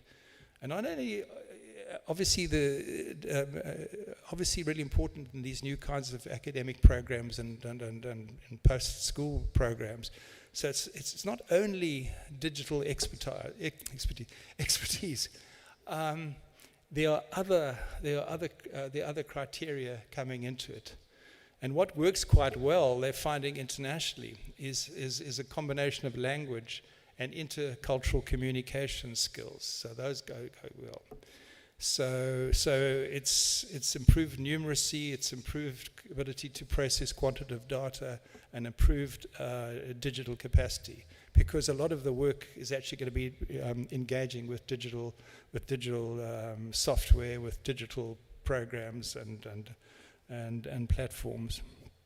There's something of a policy practice disconnect between policy and action, and also new priorities. The fact that the cultural and creative industry master plan and the language sector as part of that is located within the Department of Trade, Industries and Competition, DTIC. With cooperation from DSAC means that there has to be more structured dialogue between those two departments and also other departments such as science, technology and innovation. So that kind of communication needs to be happening, and also more communication, more interaction and dialogue, as I've said a bit earlier, with the business sector. Opportunities, emerging trends, implement strategic imperatives, and this would strengthen the language sector, leading to enhanced professional recognition and standards, includes regulate and register and support practitioners view language as an economic asset, as well as a cultural, personal and existential asset, as well as a repository of indigenous language. We have to invest in relevant AI and language tech, and lever multilingualism, both national and international versions for new opportunities. Brief recommendations, some short-term policy recommendations. They're broader research and other kinds of acknowledgements in the reports. But just to give some snapshots, professionalization of the sector, including the operationalization of the SALPC. In a BRICS report, separate from this, of 2 years ago, we actually recommended a BRICS Virtual Language Academy, teaching all the languages, all the BRICS country languages. So there'd be Russian, Portuguese, Hindi, and so on. But also, with BRICS Plus on the horizon, we also suggested Arabic and Swahili and other languages, given the shift of BRICS into Africa. We suggest, as we've done on other relevant subsectors of the culture and creative economy, that are the relevant interdepartmental committee. Initially DSAC and DTIC, as I've mentioned, but that can be expanded. And we need to formalize an economics of language capacity for this policy work generally. Dialogue with business, we suggest headed by DSAC National Languages and including the universities. This seems to be overdue. Formal mapping of the language economy and the creation of a satellite account. And this last bit is actually extraordinarily important, and it's a area of significant possibilities. And I've been looking through a range of journals that deal with language, linguistic, social linguistic, and language education things. And there's relatively little looking at questions of funding and partnerships and so on. Creating social and cultural capital. And this is some of the new kinds of research we need to get. And these are often done through partnerships. So research on cost-effective funding options for language sector and economic development, including the use of innovative public-private partnerships. The Treasury puts great store in these, and voluntary capital. Voluntary capital, it is organized in South Africa, and the creative and cultural economy uses it, the language sector as well. But we don't value it particularly much. In Australia, the individual, the federal states of Australia, the Australian national economy, put a lot of emphasis on voluntary capital and voluntary resources, and the results of those kinds of fostering such kinds of resources lead to quite significant economic benefits. One of the states reported about 2 years ago bringing in an estimated 9 billion Australian dollars from or 9 billion Australian dollars was added to, I think in this case it was Queensland's economy by voluntary work across the board. So these are some of the things one has to look at, particularly if one is actually looking at making a real difference. It means a change of mindset in some respects. Further considerations for the language economy, we've got to look at how we promote fund equity and inclusivity. We've got to look at engaging more directly and productively with human language technologies. And we've got to look at the economic value. It's an often underpaid sector. There's price dumping, job matching platforms, and increasing public awareness needs to be taken into consideration. So, key lessons: importance of a database population and maintenance. There's overwhelming support for the South African Language Practitioners Council. Urgent need to address the constitution, nature, operation, and promotion of the language economy, along with the language sector. Most policy is actually already in place, so it's not so much the policy; it's actually moving towards the implementation and the promotion aspects. We need to take more cognizance of the impact of AI and language skills and plan accordingly. And currently, as I've indicated, there's a not insignificant disconnect between curricula and the marketplace, particularly at the HEI level. You often find the private sector providers are often more market savvy, but they tend to function on work at a more functional level. So there's relatively little focus on global trends there, as I've indicated. Strategic imperatives for future language policy, in addition to, and I'm looking at it from a particular angle here, to the Commission's integrated interdisciplinary teaching, and this is focusing quite strongly on what the universities do, because they're going to be a key part of this particular process. So HEIs have got to adopt interdisciplinary teaching models to priority industry needs, linking language proficiency with specific fields like finance and economics to enhance talent development. We looked at the curricula for the business schools in South Africa, and they didn't have much in the way of languages, much in the way of language provision, which is to me an area of future growth. And in fact, a number of the other faculties didn't have massive amounts of input from languages. We've got to look at the professionalization of language acquisition. So language learning should be conceptualized as a professional transforming axis, which would be underpinned by speed, accuracy, precision, and the ability to manage complex information. So among the competencies, and we need to look at also, there's a whole range of competencies that have been that are done with looking at group and individual social capital, and they stress ability to work in a team.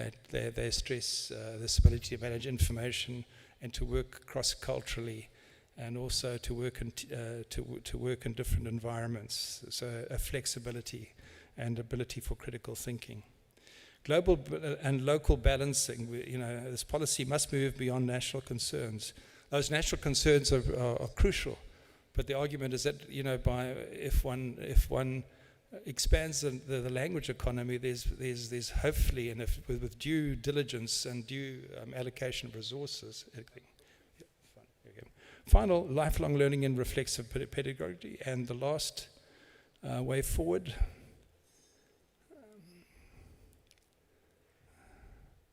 Okay, I'll move to. Thank you. No, pleasure.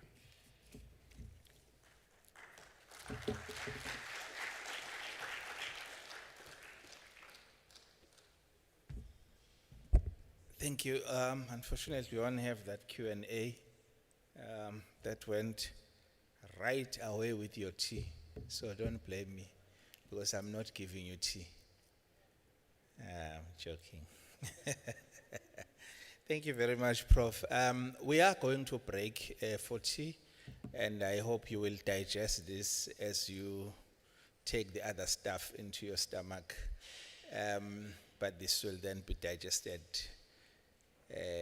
on your mind. So we will break for tea. However, we'll ask that during the break, those commissions that were not able to elect the members or nominate members for the task team use the tea break to do that, because when we come back, we are then going straight to the commission's report.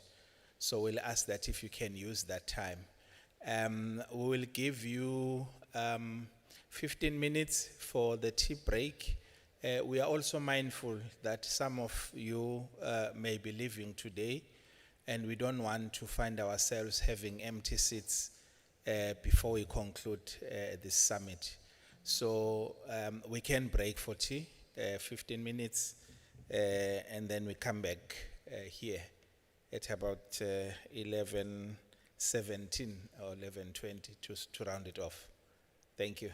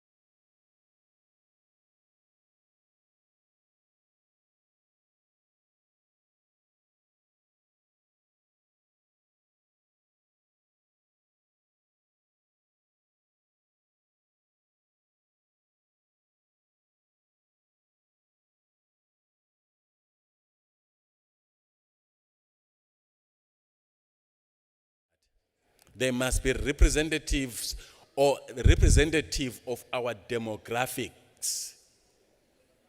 Please. But let's get the commissions to meet very quickly to affirm the name that they have submitted. If they have not, to please nominate. It must come from the commissions. It must come from the commissions. And the chief director is waiting to come on the podium to start this session. Please let us do that. 5 minutes, we would be done with this task. Chief Rapporteur is standing here. Please bring the name of the commission representative to John Steyn as soon as you have confirmed the name. Thank you.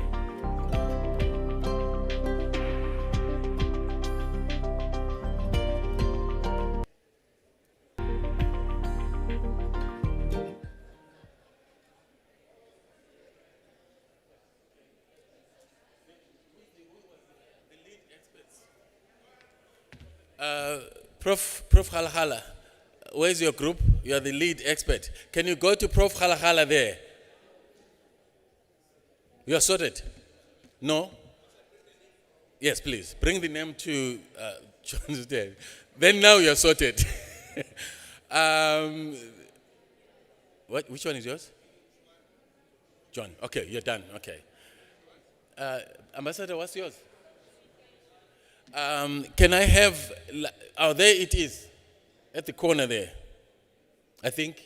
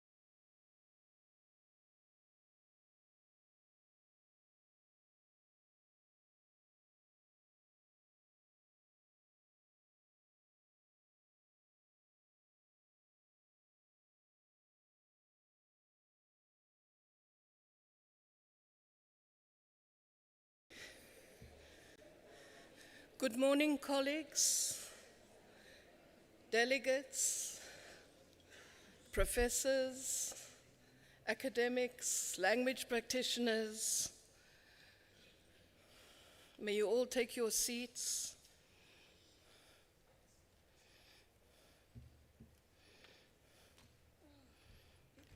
We're going into the final session of this summit. Final because after this, our work would have been done, because the closing session in the afternoon will really involve explaining to the minister, who is returning here after his cabinet meeting, and we'll be explaining to him what we've done in these last 1.5 days. He will be also accompanied by the MEC of Western Cape, Mr. Richard Mackenzie. So we'll have two Mackenzies. It will become the Mackenzie Declaration if they should accept the work that we do. So that is for this afternoon. And now we're going to take commission reports. But I know that there was quite a bit of running around during the tea break, because there were nominations that still had to come in for the task team member. So I'm going to depart a little bit from the existing program, because I would like us to begin by hearing the nominations, and if those who are present are in this room, we would ask them to stand, because they would become the foundation of the National Task Team. We know that the minister these are recommendations made to the minister. He will still need to accept that. He will also probably add a secretariat to that. So it's not a complete task team, and the terms of reference would still need to be finalized. But I think it's very important for us that this decision would have been taken democratically as best as we can in our commissions. And therefore we would request to hear who these nominations are. Juan, do you want to take us through?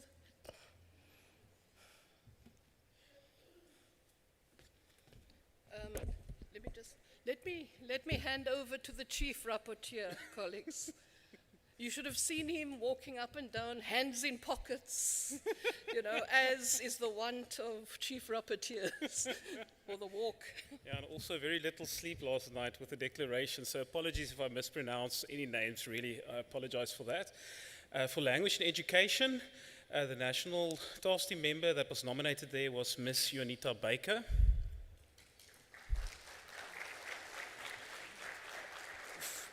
For language and the justice system, the national task team member was Prof. Khalakhala. Okay, for language and technology, it was myself. So I should have read that. okay. Then language service delivery social engagement was Ambassador Ruby Marks. Language and heritage, Dr. Kevin Ntube. Language and health sciences, Prof. Brenda De Gama. She was here earlier, we spoke.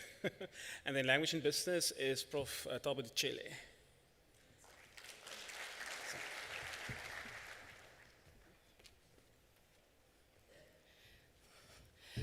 Thank you very much, Juan, and welcome to all these colleagues who will become part of the National Task Team. Your work is already cut out for you, and we wish you well with your tasks in the time and the year ahead of us. So next we will go on to look at the Commission reports. For those of you who do not know me, I am Lisa Combrink. I'm from the National Department of Sport, Arts and Culture. I do not have a list of those who are reporting, so I will simply call the commissions up one by one, and they'll come to the podium and they'll be able to present their reports. We probably will have about 10 to 15 minutes for each presentation. So we ask presenters to be brief, but to be succinct and to the point. So the first presentation will come from the Commission on Language and the Justice System.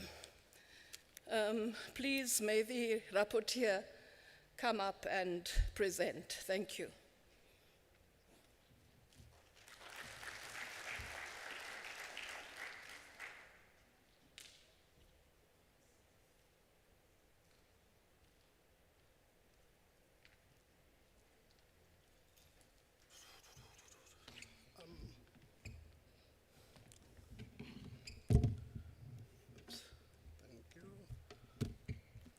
Good afternoon. Lekai ashe dumelange. I was hoping I was going to be aided with the flight in the presentation, but that's fine. I'd also like to say I stand on previously set protocols, because they say when you are in Rome, you do as the Romans do. However, I am not from Rome, and we are in Africa, and I say Africa bare madume ha fele, so ndumeleng gape gore ke le dumedise ke re le kae. I'm a bit aggrieved. Excuse me. I'm a bit aggrieved in a sense that I'm the first presenter for the commission, but I attest that to the fact that maybe I do not belong into the language sector. So they said, no, let's put him first and get rid of him so that us, the professors and the doctors, can then take center stage. But it's fine. I will also then find you guys when we do the amendments of legislations, your UOLAs, your geographical names, and therein I will tell you, no, my word is law. But you'll also agree with me that this particular adversary between the judicial system and the language sector needs to be streamlined, right? So that we can alleviate these challenges that we then have. So that we can streamline all of this. We are a country of negotiations, we're a country of settlement, and surely we can find each other. Now, let me try also not to waste time because of the stringent contracted time that one has been provided for. I will not get into the table of content. Again, I really would have preferred that the presentation could have been flighted with an aid of the Gurus by IT. But anyway, ours was to deal with language in the justice system. We were privileged to be led by Professor Khalakhala, and our scribers. I would be doing injustice if I don't mention them, because it's because of them that one is standing here to shine. That would be Ms. Tenkuna, Dr. Mali, as well as Ms. Mkhize. And of course, yours truly privileged to lead the presentation. Now, we were asked to provide key issues in as far as the overview of the state of language use and its development in the sector. What we then identified was that there were no comprehensive language policy within the courts and the DOJ and NCD, that would be the Department of Justice and Correctional Development, and continuous reliance on monologious practices limiting access to justice for non-speaking English speakers, as well as insufficient language training for police officers, particularly indigenous, in indigenous languages.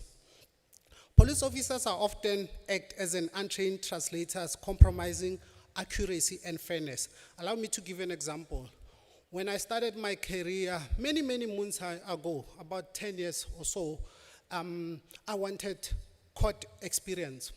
So I went and applied for the Legal Aid South Africa, wherein I served my articles.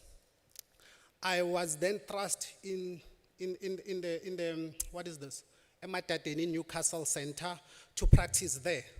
Obviously, I'm Pedi speaking, though from GP, but I'm Pedi speaking. So now it meant that I had to then represent accused individuals who are predominantly from rural areas and have a challenge with English.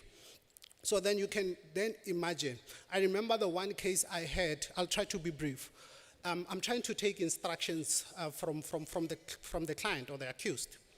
Now he's saying, and then this person wangshang is bagela. And I'm thinking, okay, it's a landline. That's what my mind is telling me. And wangshang is bagela. To my mind, he hit me with a bucket. And I'm thinking, but wait, if you are using an in-house landline and then you are then smacked with a bucket, how's that? Only to find out, I'm sure I'm still butchering the thing.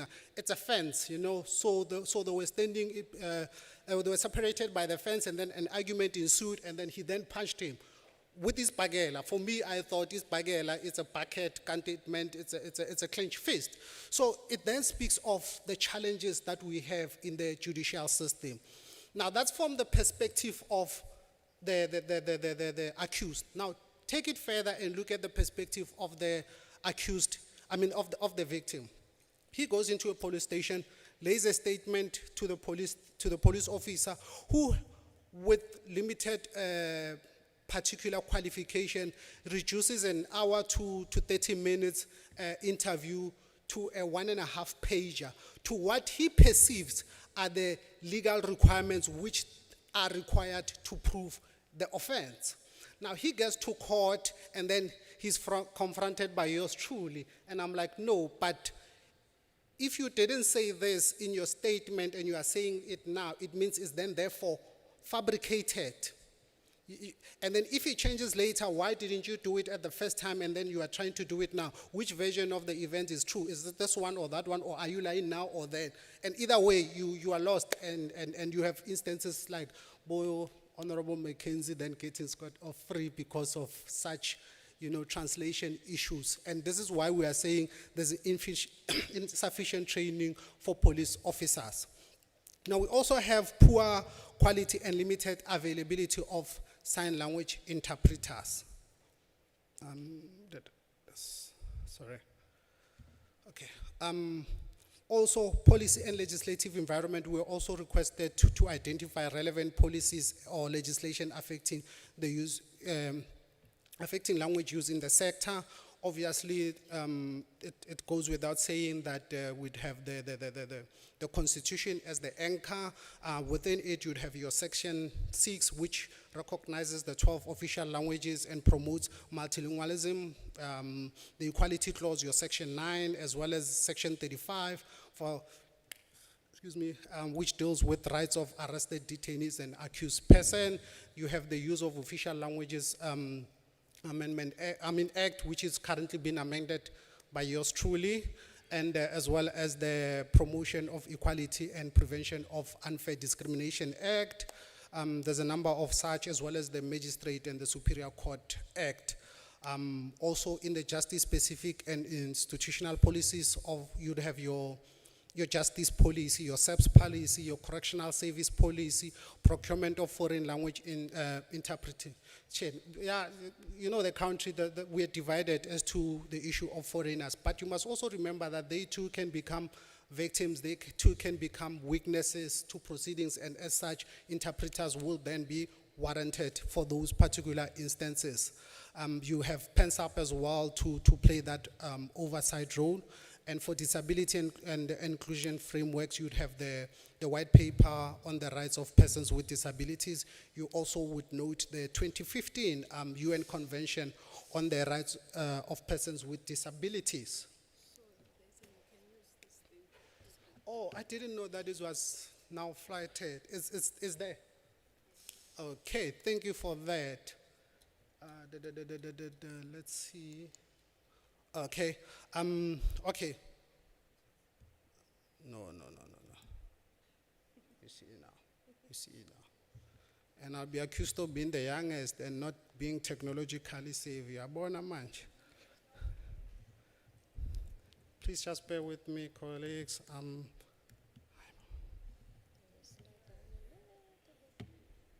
Sorry?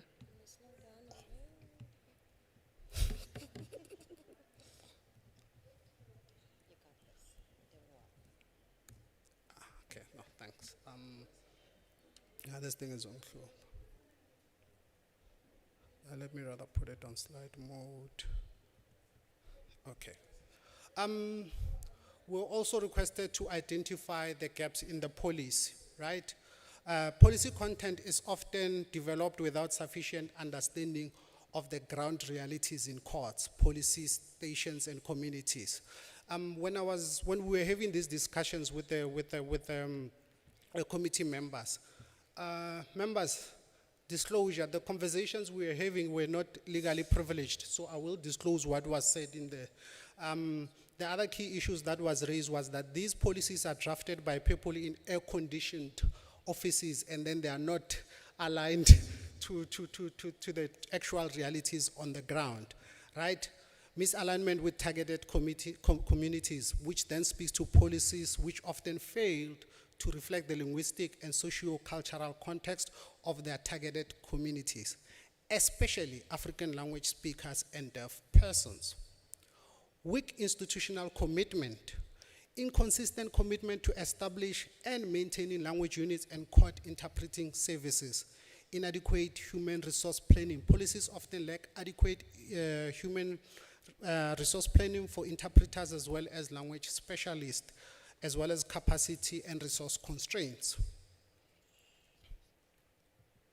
For the sake of time, yeah, the other gaps would speak to language accessibility of policies, in that most of them are done in one dominant language, poor interdepartmental coordination, as well as lack of standardization of interpretation and translation. Let's see. Then we also had to identify existing institutional support, and then we were of the view that institutions of higher learning and other tertiary institutions play a central role through language policies. African Language Department research centers as well will play a role. The Justice College, goes without saying, serves as a primary training for court interpreters, legal personnel, as well as judicial officials. The provincial legislatures, the Statistics South Africa, and Geographical Names Council. Again, colleagues, yours truly is aiding in the amendment of that particular legislation as well. Songzon Tolakor, priority needs. We definitely need to standardize legal terminology across all languages, upskill and train court interpreters, develop and sustain lexicography. See, you learn new words every time.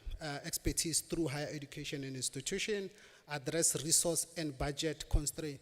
Some of the speakers yesterday, they did mention something to the effect of ukuthi faka imali wena uzobona. So that plays a key role as well.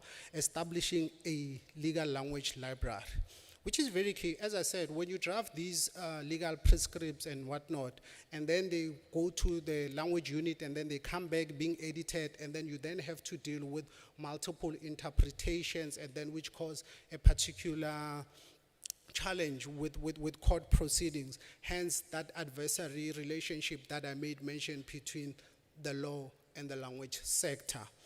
We need to increase availability of sign language and deaf interpreters, specify interpreter procurement, considering the sign language dialect, diversities. Lack of, lack of specialized measurement and recording tools. For example, this aspect deals with your language tools and innovation.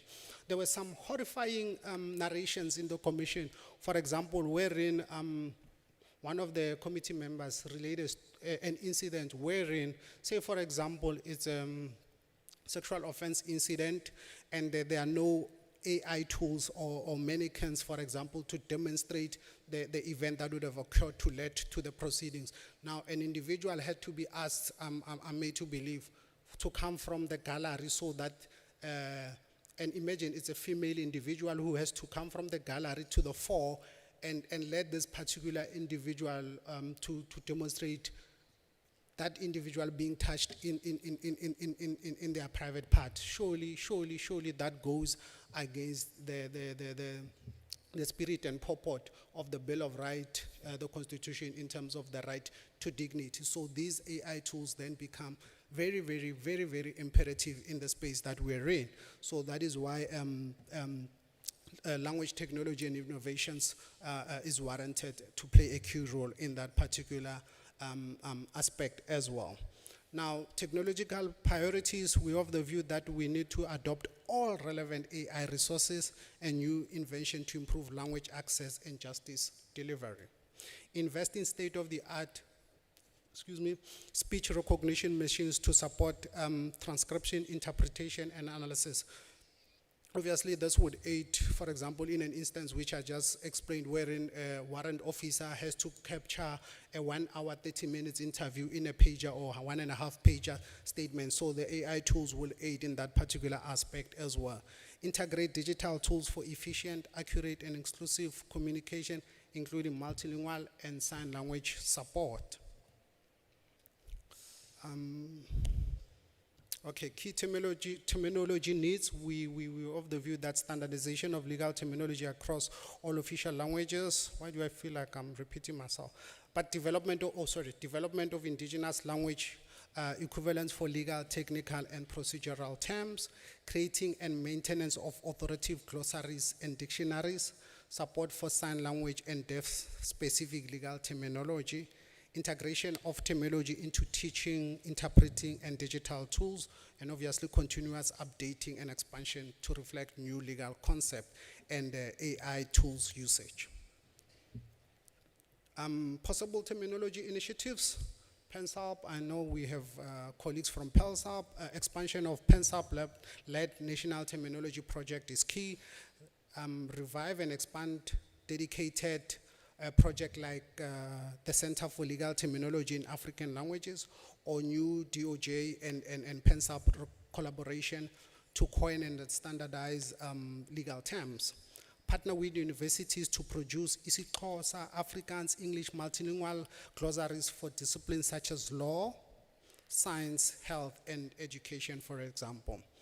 Form joint initiatives between existing support bodies like the Justice College, to coordinate terminology efforts and avoid duplication. Capacity building and training is imperative.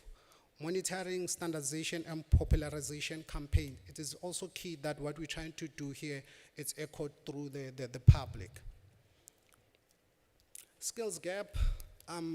There's definitely shortages, I'm being advised, of qualified interpreters, especially in African languages.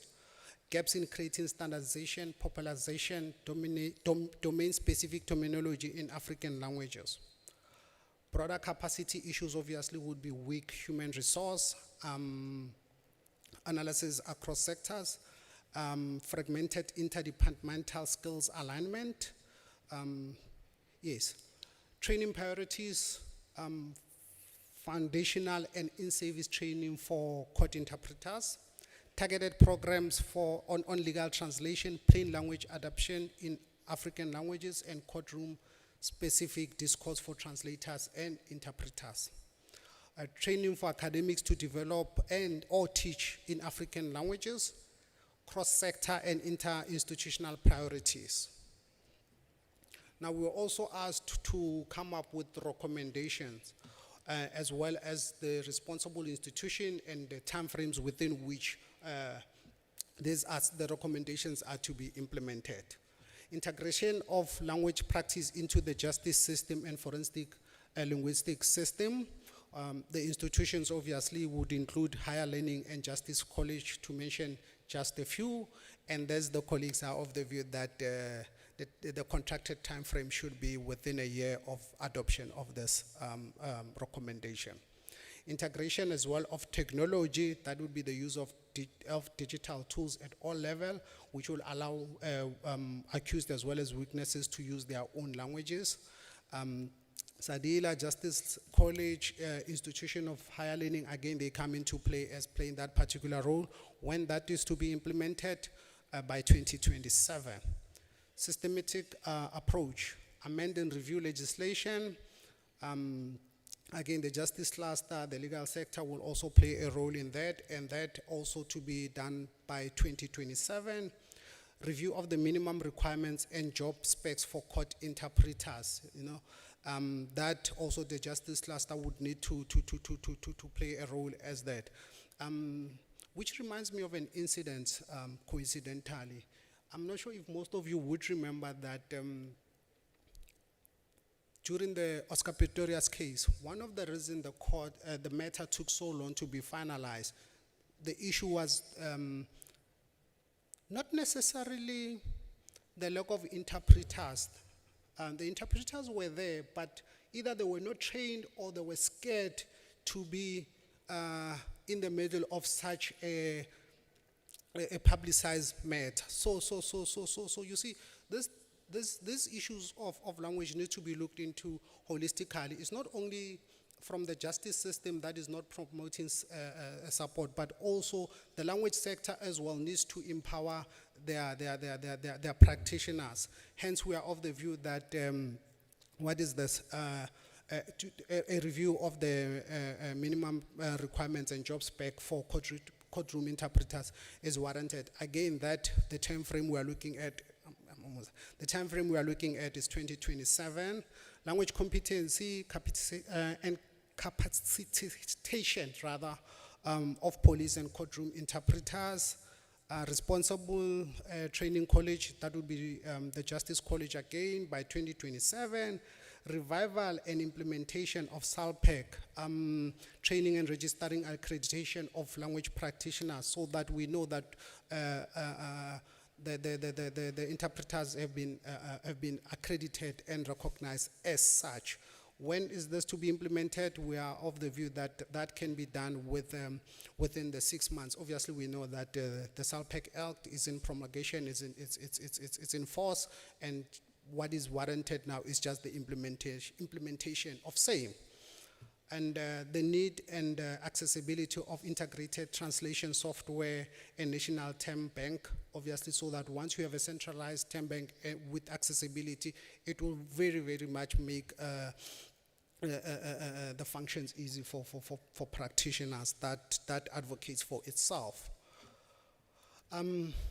In conclusion, the reporter summary for plenary for our plenary was we are requested to identify 3 key recommendations, being that obviously one would have I've mentioned them in the previous slides, but just to uplift them, would have the integration of the language practice into the justice system and forensic linguistics system.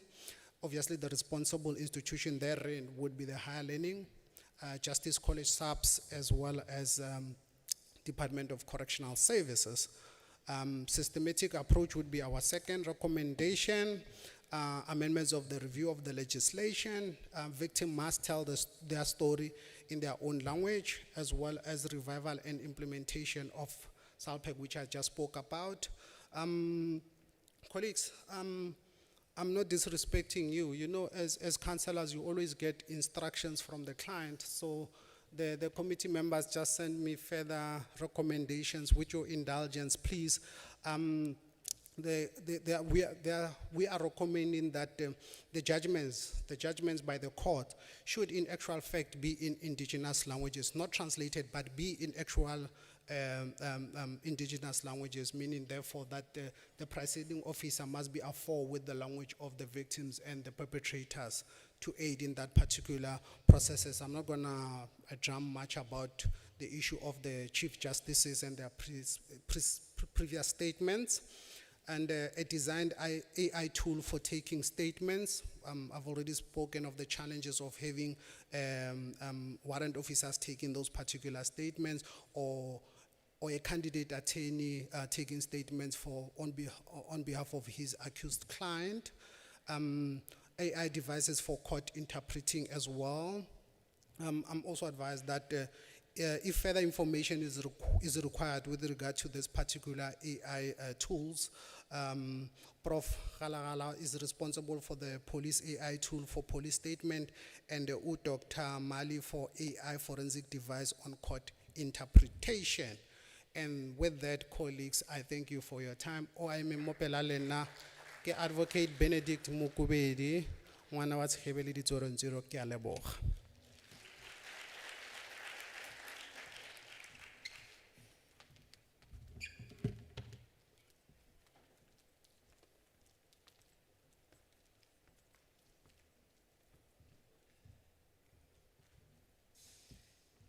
Thank you very much, Advocate. I hope you know that we gave you more time. But the reason we gave more time is because the presentation at the beginning was not on the screen, and we thought it's important that you have your screen available to you. Colleagues, I just want to indicate that I've received notification that Commissions 3, 4, and 7 have yet to share their reports. I know there may be commissions that have decided not to do presentations, and if so, what I mean is PowerPoint presentations, and if so, I think it will be acceptable that they speak, but they still have to submit official notes of what happened in their commissions. As you can see, the first commission report was very detailed, with also timelines, deadlines, proposals, suggestions, and they've taken the language agenda very seriously. The next commission to present is language in education. Again, I don't know who will be presenting, probably, okay, Dr. Ajojo, please come to the podium.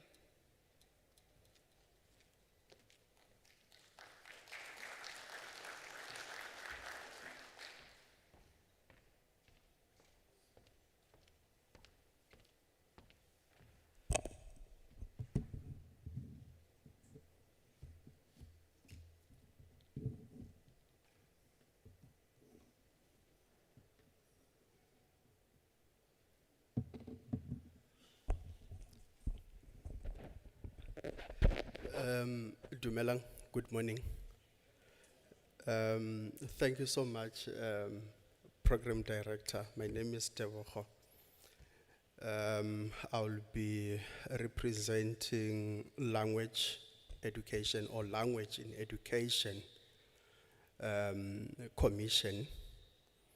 And maybe let me start by appreciating all the delegates who participated in the discourse, and also to Ms. Ngubani and also Dr. Chongolo. Thank you so much for your efforts in that particular commission. I am not going to project my short presentation. I'll just try to encapsulate some of the issues that dominated the discourse in that particular commission. So obviously from the first slide, we were expected to provide an overview of the current state of language use and development. Professor Khumalo did talk to this issue when he tried to talk to the issue of the status of linguistics after the 30 years of democracy. So there are a few issues that were identified as key qualitative themes. The first issue was the issue of lack of synergy and alignment between basic and higher education policy prescripts.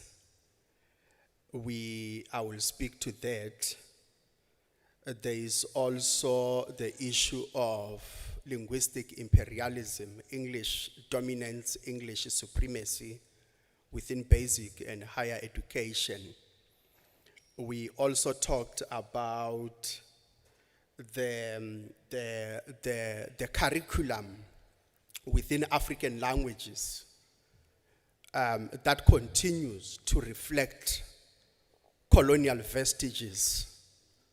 Sometimes you find people teaching African languages, but the content that is taught reflects colonial vestiges. So this is one of the issues that dominated the discourse, to talk to the issue of grammar instruction, to say sometimes there's a need to look into the intersection between contemporary language practices and how these languages are taught. Lastly, we talked about the issue of graduates within South African universities who will exit the system without taking an African language. There are some few universities that have got some progressive language policies where students will be expected to take at least one African language for communicative purposes. But when we reflected on this issue, we realized that to impose an African language for communicative purposes is not enough. So maybe there is a need to come up with some sort of progressive language policies which will be able to impose at least one African language that should be learned within these universities. Whether you're doing medicine, you're doing law, is immaterial. The fact of the matter is that at some point you're going to practice in a community. So there's a need for universities to be able to impose those policy prescripts, but at the same time still reflecting on higher education. The issue of institutional autonomy also came into the discourse, which we believe should be limited, because there's no autonomy without the resources. So obviously these universities cannot sustain themselves. They belong to the state. State belongs to the public. They are using public resources to support these universities. So there's a need to reflect on that particular issue at some point so that we are able to achieve the transformation agenda. So on the issue of the institutional landscape, looking at the language development and possible partnerships, we talked about the issue of the National Institute for the Humanities and Social Sciences, which is doing something as far as the development of these languages is concerned. Some progressive initiatives from SADILA, workshops that are conducted in most of the South African universities is also appreciated. DSAC, funding to PLCs, DSAC language bursaries, and DHEAD funding for NLPF implementation. But then when we reflected on potential partnerships, we talked about the South African Nama Development Agency, which is quite progressive, reading in African languages, teaching of indigenous languages, and also some book publishers that are progressive. Lastly, some good initiatives from Nedbank they are open they are ready for some progressive conversations. So on the issue of relevant policies, we reflected on these policies, but what is key is the issue of synergy and alignment between all these policies and the transformation agenda.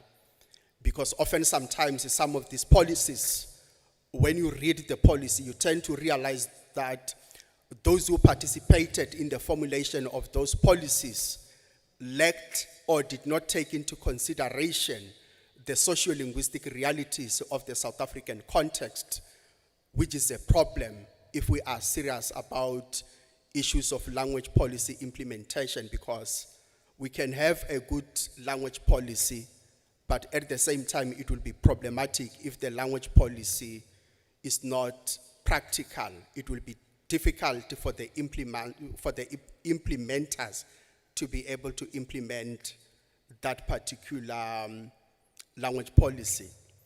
So on the issue of gaps, I did encapsulate this one to say the main issue is the disconnect between basic education and higher education.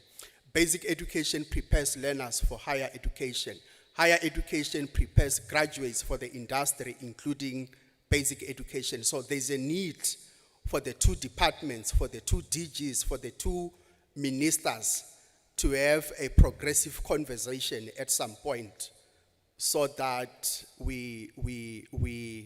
it does not defeat the whole purpose at some point. We also talked about the absence of national requirement on African language learning in degree programs. I did talk to this issue to say, in addition to these languages that have been imposed as communicative, that have been imposed for communicative purposes, we should be able to re-look into that issue so that we are able to at least give our students an opportunity to learn an African languages, not only for communicative purposes. And also under policy gaps, lack of a structured three-language learning model, which is also problematic, because you will notice that those who are fluent in Afrikaans at matric level, they do have the opportunity to write the exam in either Afrikaans or English. But that is not the same case with other learners, especially those who belong to African languages. But if we are able to impose at least 3 languages, even those who are fluent in both English and Afrikaans will still have to learn one of the African languages, which is good for the transformation agenda. On the issue of infrastructure and resource needs, we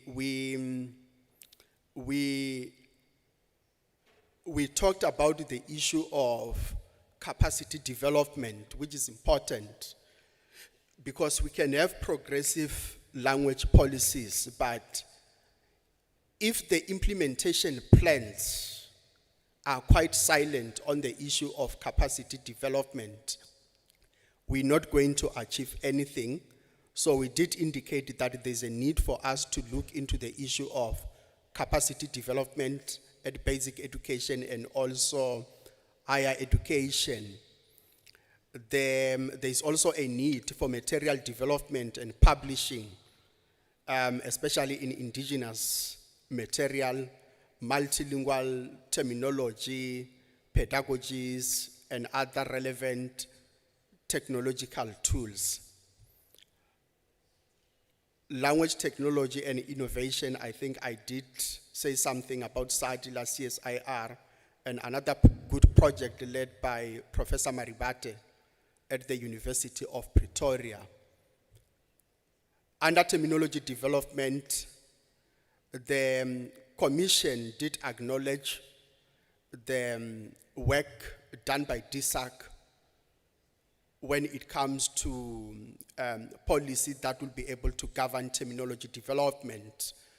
But the committee felt like there's a need to request and remind DSAC to say there's a need for that particular policy to be finalized so that we are able to avoid some of the issues that are happening in the country, where people will just wake up in the morning, try to come up with something that has been done, which is a waste of time, waste of resources. So instead of coming up with new terminology, they go and replicate the project that has been done by another university. So if we are able to get the final version of that particular policy, it will be quite easier for interested parties to be able to move on.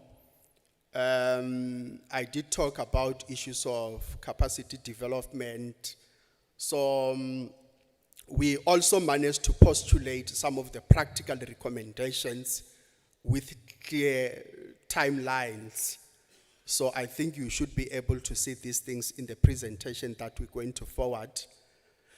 From those 3 recommendations, obviously these 3 recommendations will talk to some of the issues that dominated the discourse throughout our engagement. From the 3 recommendations, Chairperson and colleagues, the first recommendation talks to the issue of the transformation of literacy and pedagogy through the logic of African languages. So those who understand the interface between the coloniality of power and also the coloniality of knowledge, you will tend to understand that there's a need to teach these African languages in the right way, not just to teach them. We should be able to teach them in taking into consideration the literacy framework that is grounded in the meaning-making systems of African languages. So it should not just be a matter of teaching African languages. We should teach these African languages, but in taking into consideration the literacy models grounded in the linguistic logic of African languages. Then we also talked about a need to expand African language acquisition across the education system. We should be able to have some progressive frameworks that will be able to encourage the African language learning in university degree programs, at least to introduce a 3-language learning model in schools. So meaning that if basic education is able to introduce at least the 3rd language, we should be able to do the same within the higher education. So this is important not only for cognitive justice, but also for epistemic justice, for linguistic justice, because it cannot be right for those who are fluent in English and Afrikaans to have the autonomy to take their exam in those languages. But that cannot happen to those who belong to African languages. Lastly, we talked about a need to strengthen the national coordination and linguistic infrastructure. We provided a clear framework on what should be done, especially by DSAC when it comes to the custodianship, when it comes to the national coordination of these terminology projects, language resources, and also language technologies. And the last recommendation, we also talked about a model to say there's a need for the country to come up with a clear model. It is also important to be able to compare an apple with an apple, not to compare an apple with an orange. So, because in a South African context, sometime when we talk about issues of mother tongue, people tend to quote monolingual countries. They don't want to talk about a similar model in a multilingual country.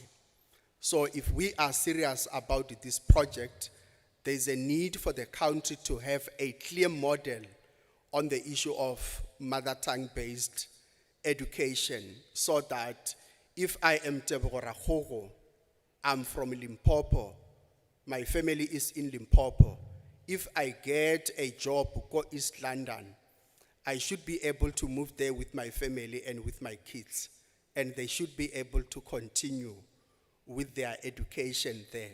Because if we're not careful, we will end up replicating those colonial vestiges. When you read the Bantu Authorities Act of 1951, you check the framework of the Bantu education to say, if you are from Limpopo, you should only study in Limpopo. If you are from the Eastern Cape, you should only study and learn in the Eastern Cape. So we need a clear framework on the implementation of this mother tongue-based education, because at the same time, you can just imagine about students who are learning maths and science, maybe in both isiXhosa and English in the Eastern Cape. The following year, they need to do their degree at UP and Wits University, where they are not going to find isiXhosa. It defeats the whole purpose, and at some point, it will come as a disadvantage to certain, to those particular learners. Thank you so much, Chairperson.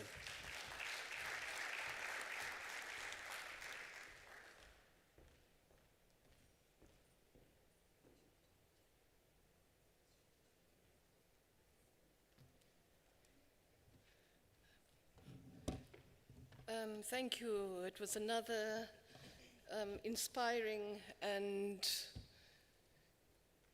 deeply detailed report, which we appreciate. But if I can do a time check, we're going through 2 reports in about 35 minutes, which means we will not have lunch,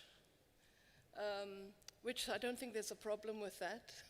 As long as, as long as we do our work thoroughly. But I mean, there's seven commissions. I think we may be able to catch up. But we thank you for details. As you can also see, there's a lot of cross-cutting issues that come to the fore. I would ask presenters to focus on the issues more particular to your domain, your area of work, because I think the formal report, your formal report will show those interconnections. So the third report is language and service delivery.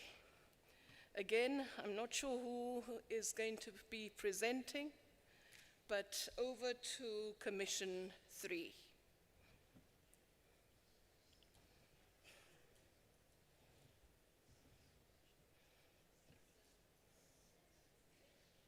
No. Commission 3, Mr. Mangani. Mr. Mangani, where are you? I know Mr. Mangani was one of the scribes.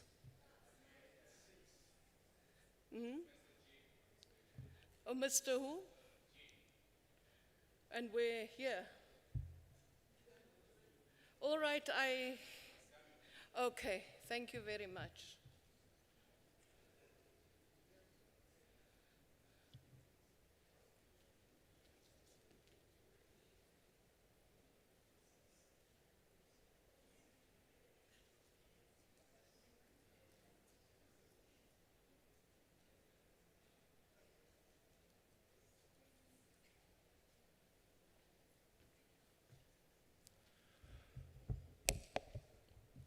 Good afternoon, everybody.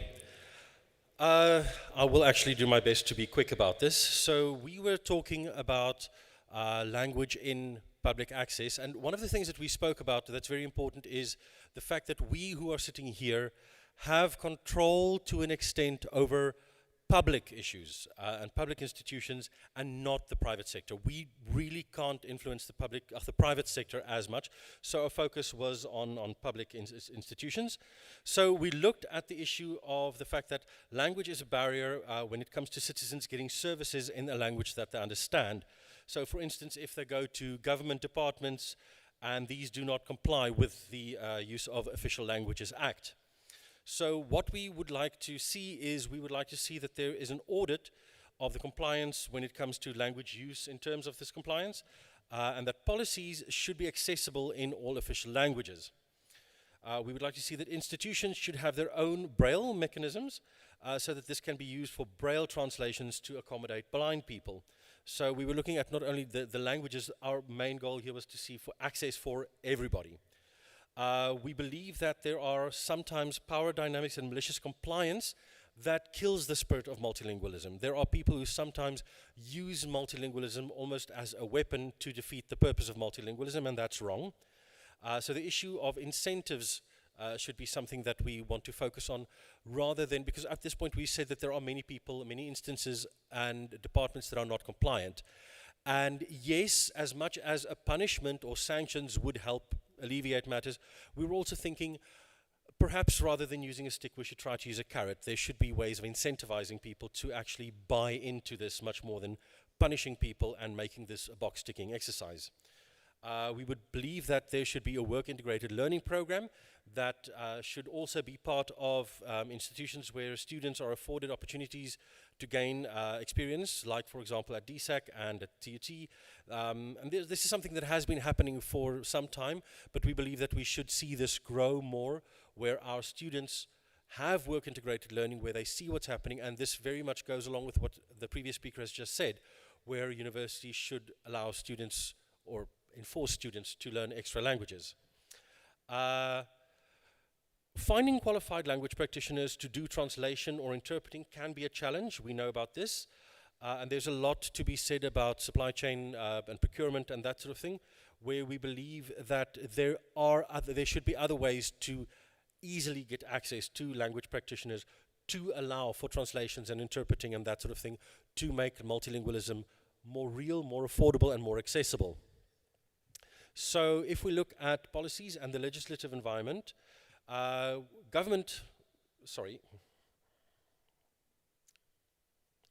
there my machine just died.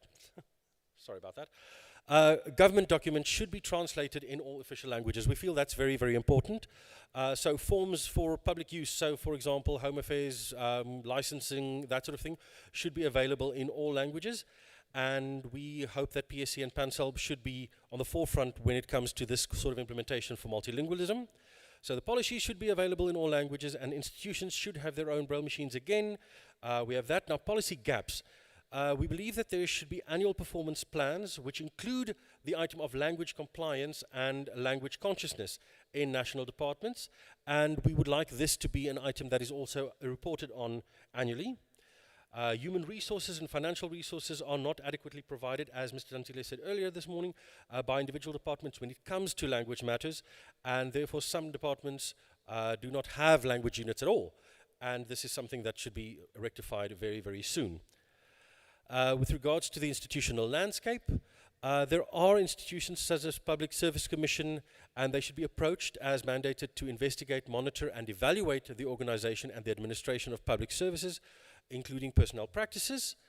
And with regard to infrastructure and capacity changes or challenges, we know that there is a knowledge gap. There's a big knowledge gap, which is a big problem, especially when we talk about something like AI.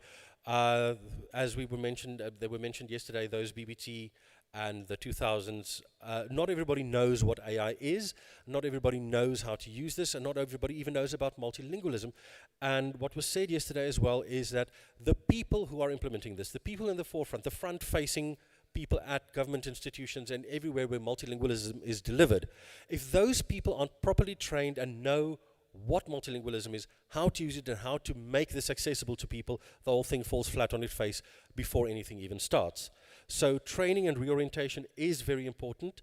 We'd also like to have, we spoke about patriotism, where when there's a big sport event, when something massive happens in the country, then even the criminals become patriotic. Everybody stands together. But the moment that excitement dies away, we still scatter again. And we would like to see some way of getting the people who speak languages to be more patriotic, to want to use their own languages. Because it doesn't just come from the top, it also comes from people needing to want their languages spoken, people wanting their languages to be used in public spheres. So that's also something that we want to sort of like see if there is a way to build patriotism. There are resources in terms of technical dictionaries for language practitioners that's also very important. And what we basically want is we want the enhancement of service providers, so getting the services of translators and language practitioners to be quick and easy. We want this procurement and things to happen in time. It shouldn't be late. We want to address the issue of the lack of human resources. The supply chain management system needs to change a bit to better benefit the mission of multilingualism. And also this South African Language Practitioners Committee needs to be finalized in terms of the appointment of its board so that the work of these language practitioners can be started. So the most important part, I suppose, is the strategic recommendations. And we want to start off with something that is tangible and that's achievable, we believe. Get all the forms. Get all government forms translated in all official languages.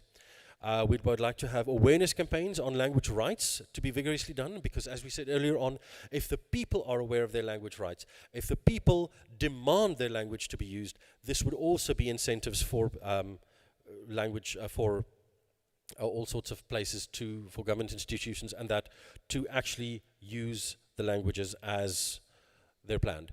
I'm sure there are here and there might be a few things that were missed. Is there anyone from that commission who would like to add on to this? Thank you so much. That's it from Commission 6.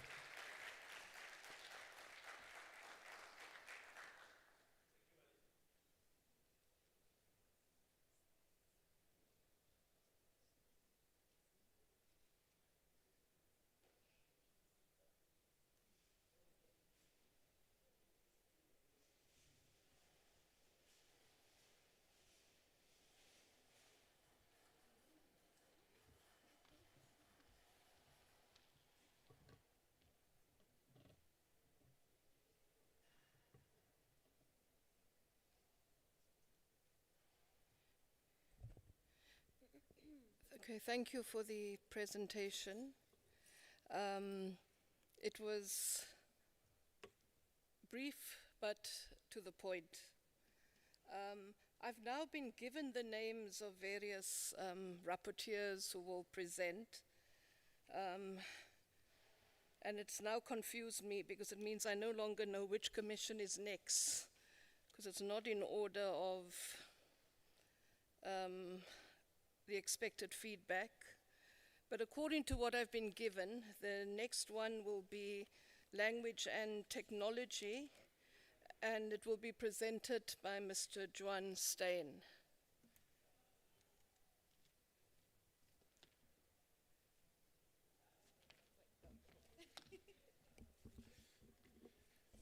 Great. If my slides can just be shared. Okay, perfect. Our commission was led by Prof. Justus Roux, really a veteran in the field of human language technologies in the country. We were represented by quite a broad range of representatives from university, different departments, and the discussions were very much focused on also what practical things can be done around creating synergies across different departments and coming together so that we help each other rather than duplicate certain activities. So One of the matters in terms of the general overview of the state of language in the country that was provided by Prof. Roux also in his preliminary discussion on day one, also as part of the plenary. And also one of the examples that was given in the committee was, even though a lot of technologies exist, there's still a lack in terms of the sovereignty of the data that is available, as well as the sovereignty of the platforms that we use. We use a lot of things that's developed by corporations outside of South Africa, and to what extent do we have that capacity inside of the country as well. Then in terms of, no, I'm too short, in terms of the policy and legislative environment, we highlighted that there's multiple policies that links to language-related matters, but there's still certain gaps that exist across departments doing works in silos, things like the national draft national terminology policy that's also still in draft format, really speaks to a lot of the things that was also discussed in the committee, because that then links around matters of how some of these activities can actually be coordinated and worked on. Another matter that in general came up was also updating certain policies to include language-specific matters. One of the very practical examples is the work that's being done on the national AI policy. If we do a quick search on one of the draft frameworks that was found, language is not really referenced in that. So it's important that when we get to the point of doing public input on these policies, that we actually make sure that there's enough input from the side of language and the importance of language in those policies. In terms of the institutional landscape, we highlight a lot of strategic partners and infrastructures that is available in the country to support certain activities. And yeah, they also, a lot of things around the draft AI policy came up and was discussed in terms of what needs to be done. This is also the part where we talked about the importance of really bringing sectors together. For instance, in a very small example, the link between DSAC, PANSALB, and some of the infrastructure work that Suttler is doing. If these entities can come together and really see how we can add value in different parts of the process, we can go much further quicker if we can get together. That's also part of our strategic recommendations later. Then there was also additional discussions around the importance of professionalization of the language practitioners and through the bodies that's existing for that and being established for that. And we also link to how technology can address a lot of the needs and challenges that has been identified around reading and so on in South Africa. Then in terms of infrastructure needs, we noted there one of the key matters that we need to discuss and see if we can unlock is the matter around copyright. We understand copyright and the importance of IP, but to what extent can we also make a case for the public good to make sure that we work with data providers, not as taking the data, but really getting data providers, publishers, providers data such as SABC, how do we really bring them in as partners to this nation building exercise and making sure that it's not just service delivery, but really part and parcel of what we're trying to do here. Then around, checking here. Okay, I think that's the key matters there. Then around language and innovation. In terms of that, we also talked there, similar to linking across different departments, so the example of Suttler, DSAC, and PANSALB, to establish maybe a forum to start this discussion that can actually broaden out, because a lot of the activities within DBE, for instance, overlap on terminology matters, terminology registers needed, DHET. So there's really overlap in terms of what's being asked in different policies in different departments. And if we can get together, we can possibly consolidate and provide countrywide infrastructure that benefits everybody. In terms of practical development matters, let me just check there. Yeah, so also seeing in this case, how can we utilize existing mechanisms that's available in the country. So one of the examples, one of the colleagues there from RIA, who works in sign language in particular, is there's very mature mechanisms available to innovate, through innovation hubs, incubators, that take something from a conceptual stage through the process of commercializing it. So there's a lot of practical ways to take the innovation that happens in the research space and academic space and actually take that through to the point where you can actually engage in public-private partnerships, because what's important there, what was also highlighted in the committee, is not going to the private sector with your problems, but really coming with a solution, with a clear path of what is needed and getting support in that context. On terminology development matters, again, the importance of getting the draft national terminology policy approved and prioritizing that was highlighted again, because again, in terms of standardization and availing the platforms that's available for terminology development, for lexicography development, maintenance of the terms, dissemination thereof, is only possible once that policy really is in place. Because let's say from DSDI side, SADR can do certain infrastructure developments, but we would need the blessing of DSAC in many ways in that regard, so that what we develop is not a duplication of what is needed by DSAC. So it really comes back again to, we need to work closer together, because there are capabilities that we can benefit and help each other if we can come together. So that really covers the matters similar to other committees around the importance of shared terminology registers and infrastructure in that regard. Broad capacity developments, we talked about specifically work integrated learning as well, and the importance of extending that. There's examples of these programs, but they normally only last a month, and that is really not enough time to really capacitate and build experience in students that take part in those processes. It's important to create opportunities and spaces to bring technology experts, linguists, people, language practitioners together in the same space to really make sure that technology that's developed that is relevant and fit for purpose. There was also a note that there might be use for a capacity audit, and I think that also links very well to the database that was shared earlier in the plenaries today. In terms of the strategic recommendations, we had 7 areas that we looked at. I've already touched that now in the presentation, so just linking that again. The idea for a forum for key role players, we said there we can bring in DSAC, PANSAL and SADLR to start with, especially with the next 3 months after the summit, to see how we can work together on specific initiatives. Then in terms of coordination from individual bodies and terminology management acts. There were some examples in our discussion of, for instance, as part of the current DET policy, terminology is being developed by different universities, but then PANSAL committees receive from one university a set of words, let's say in Sesotho, they receive the same set of words from another university in Sesotho.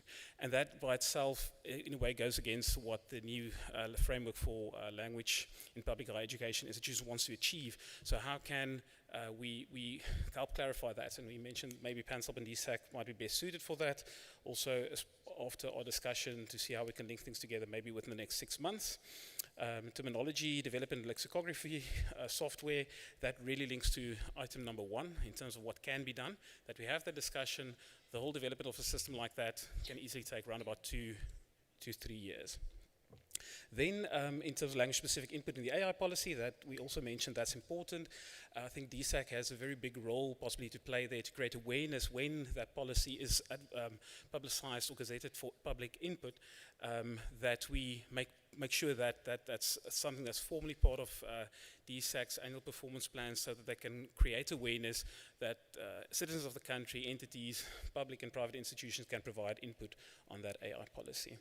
The value of public-private partnerships, that was noted as well. I mentioned that the benefit of what innovation hubs and incubators, we can learn from that. The capacity audit, we talked about that. I think that's really suited well with a Language Practitioners Council. In terms of the protection of IP, we mentioned it would be useful maybe as part of the national task team that will be brought together to see if there can be engagements organized between the data providers, NIPMO for instance, and see how can we generate a way to get a practical way forward around balancing IP needs, but also public good needs for the country. And then something that was also very practically brought forward is the importance of augmentative and alternative communication systems and support of that. Practical examples like the agencies providing IT support in government departments. Let them know what software is available, how to support those software, because things are available to assist colleagues that require AAC. but there's not necessarily the experience or knowledge of the software in terms of how to support that. In terms of the summary of the key matters would be that we must really actively work not to work in silos so that we don't duplicate effort. And then in terms of key top recommendations, really looking at a way that we can bring together a national terminology, lexicography, management, development, and dissemination platform. It really links back again to the draft national terminology policy. Better coordination between entities, the suggestion of a forum to start with, maybe on a smaller basis, and then we can broaden it out. And then the last matter is the policy around input on language-related matters in the AI policy. And that is our committee's feedback. Thanks.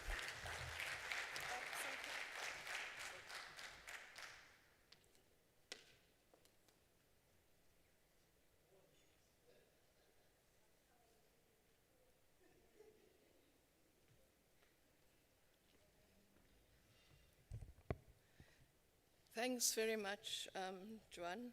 I think we are beginning to catch up with time, colleagues. I suspect there will be lunch after all. Next we have language and heritage, and the rapporteur is Dr. Masuku.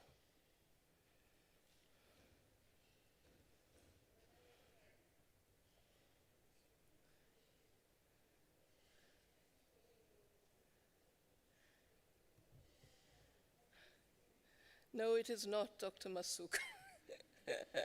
It's our new member of our new up-and-coming national task team.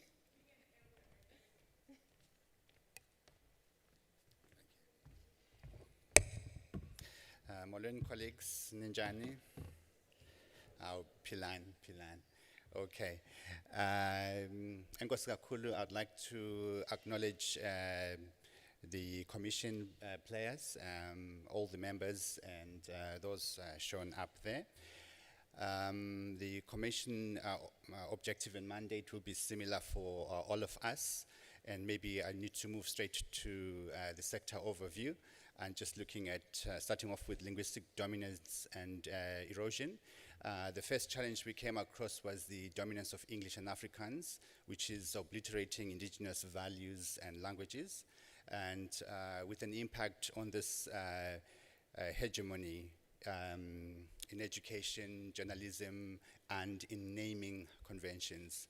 And also with a cultural effect that indigenous stories and folklore are often adapted to align with European values, and often therefore meaning they are losing their relevance. Structural issues that we face are that the constitution framework, in particular the escape clause, it inadvertently creates hurdles for other languages to achieve parity. And then, so looking at the heritage preservation, which was seen as a sort of a crisis due to the fact that tangible and intangible heritage is at risk of extinction. And the tangible heritage, for example, the physical heritage like historic buildings are at risk due to dilapidated infrastructure and a lack of suitable archives. And the other issue is that of sacred sites, their accessibility, that sites and graves like Mantsope and Nongqawuse are often inaccessible as they are often located in private land, and government may need to repurchase some of these lands for access purposes. The intangible heritage, we've got the concerns that we may need to look at oral traditions and totemic expressions, which require urgent documentation and archiving. Coming to education and media marginalization, the main issue is that indigenous languages are marginalized in key societal spheres. And in the curriculum, indigenous languages are also still remain marginalized in the school curriculum and also in media. For media support, it was proposed that indigenous newspapers lack the necessary government support provided to English and Afrikaans counterparts. And policy proposal was to make it compulsory for learners to exit school with 2 indigenous languages to foster diversity and cultural preservation. Now looking at policy gaps and implementation failures, the main problem was that existing policies tend to be fragmented and lack necessary resources. And the structural gaps, for example, through the lack of individual representations for specific languages, looking at the Khoi and the San languages. And then there are also resource gaps which require policy formulation, or rather where policy formulation is often not accompanied by financial and human resources allocation to ensure execution. And the archival non-compliance was that most archival functions are not executed as per legislative standards due to severe shortage of human capital and the lack of digitization strategies. And then there's also problems of fragmentation, where the policy frameworks tend to operate in silos and that they lack a central mechanism for convergence. Looking at infrastructure and resource needs, what was seen as an urgent requirement for sector stability included physical infrastructure, where functional and climate-controlled archival facilities are required, and the revitalization of dilapidated arts and entertainment centers needs to be prioritized. And as far as human capital is concerned, critical shortage of archivists, language practitioners like translationers, editors, and lexicographers, and cultural monitors also need to be attended to. And then the financial resources, dedicated government was seen as required for funding and subsidies for locally produced literary works, indigenous media, and heritage acquisition.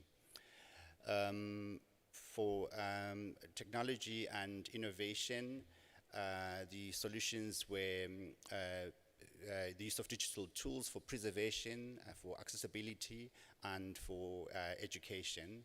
And for preservation, scanners and digital repositories, which may sound very basic, are actually needed to convert fragile documents and mitigate losses. And for accessibility, automated speech recognition technologies may be required to transcribe oral histories, and machine learning tools are also required to bridge the gap between the current English and Afrikaans state and that of the indigenous languages. And from an education perspective, digital storytelling platforms required to record indigenous folklore and provide culturally relevant alternatives for young children, as opposed to what was previously cited as being developed to align with European values. And capacity development needs, addressing the skills gap for future success. And so the skills gap here, which was looked at, was the lack of entrepreneurial and innovative capacity, and a shortage of data and strategic planning skills for monitoring and evaluation of the heritage resources.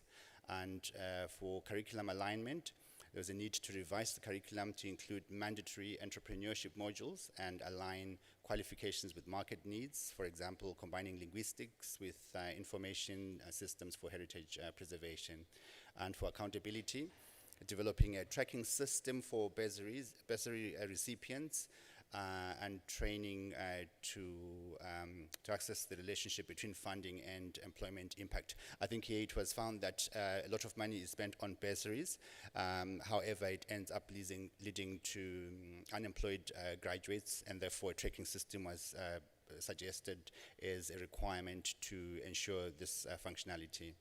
And for the key recommendations, the first one was the mapping the language and heritage landscape to determine capacity development needs. and the institutions would be, I think they're not shown up there yet. So GSAC, basic education and higher education. And then the other recommendation is to develop home languages, home language learning packages for foundation phase children relevant to South African culture. And the responsible institutions would be basic education, communication department, and DSAC. There are also timeframes. I think it's that one's 3 years. And the third recommendation would be to develop mother tongue and languages for trade commerce. For example, languages which were given as examples were Mandarin and German, which would actually promote participation in heritage tourism. And I think the institutions responsible were DSAC, DFFE, Department of Tourism. And the final recommendation would be to ensure language policy development and to ensure that language policy developments are driven by DSAC but involve other departments. And I think examples of departments quoted were basic education and higher education. Thank you.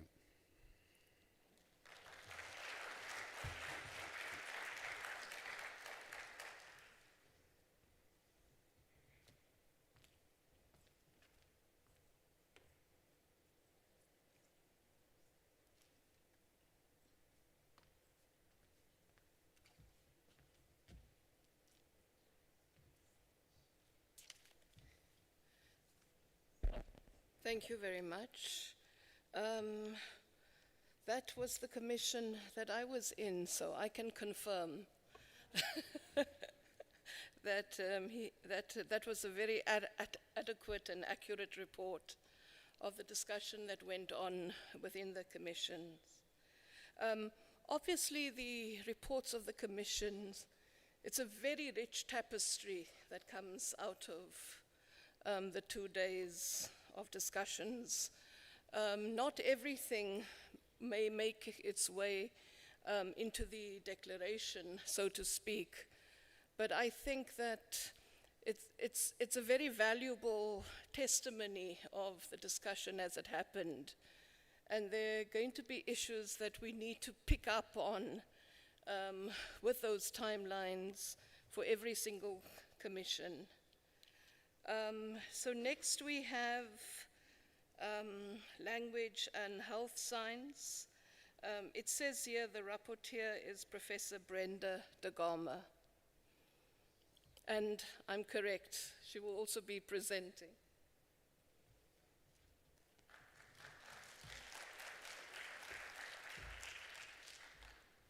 You know, I can't help. Greetings, colleagues, Madam Chair, thank you. I guess I have the benediction role today. I'm reminded of Professor Watatafikene. Am I the last one, is it? Second last. Oh, great. I'm thinking I'm standing between you and lunch. Thank you, Madam Chair. So I will observe all protocol that is already established upon the podium that I am standing in at the moment. And I'd like to just state as well that we will follow a similar pattern of presentation like the previous repertoires, but I will try to not repeat things that have related to what we also have. I'll just contextualize it to health sciences and health. Am I controlling the movement? Yes. Okay, so there's the right.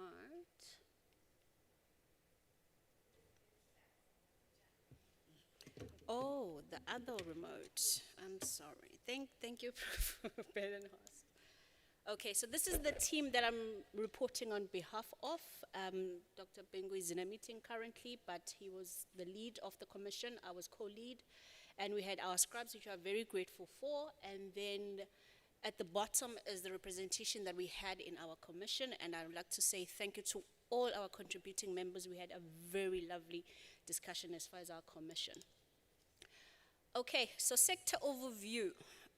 I want to start off first and say that the commission is language and health sciences.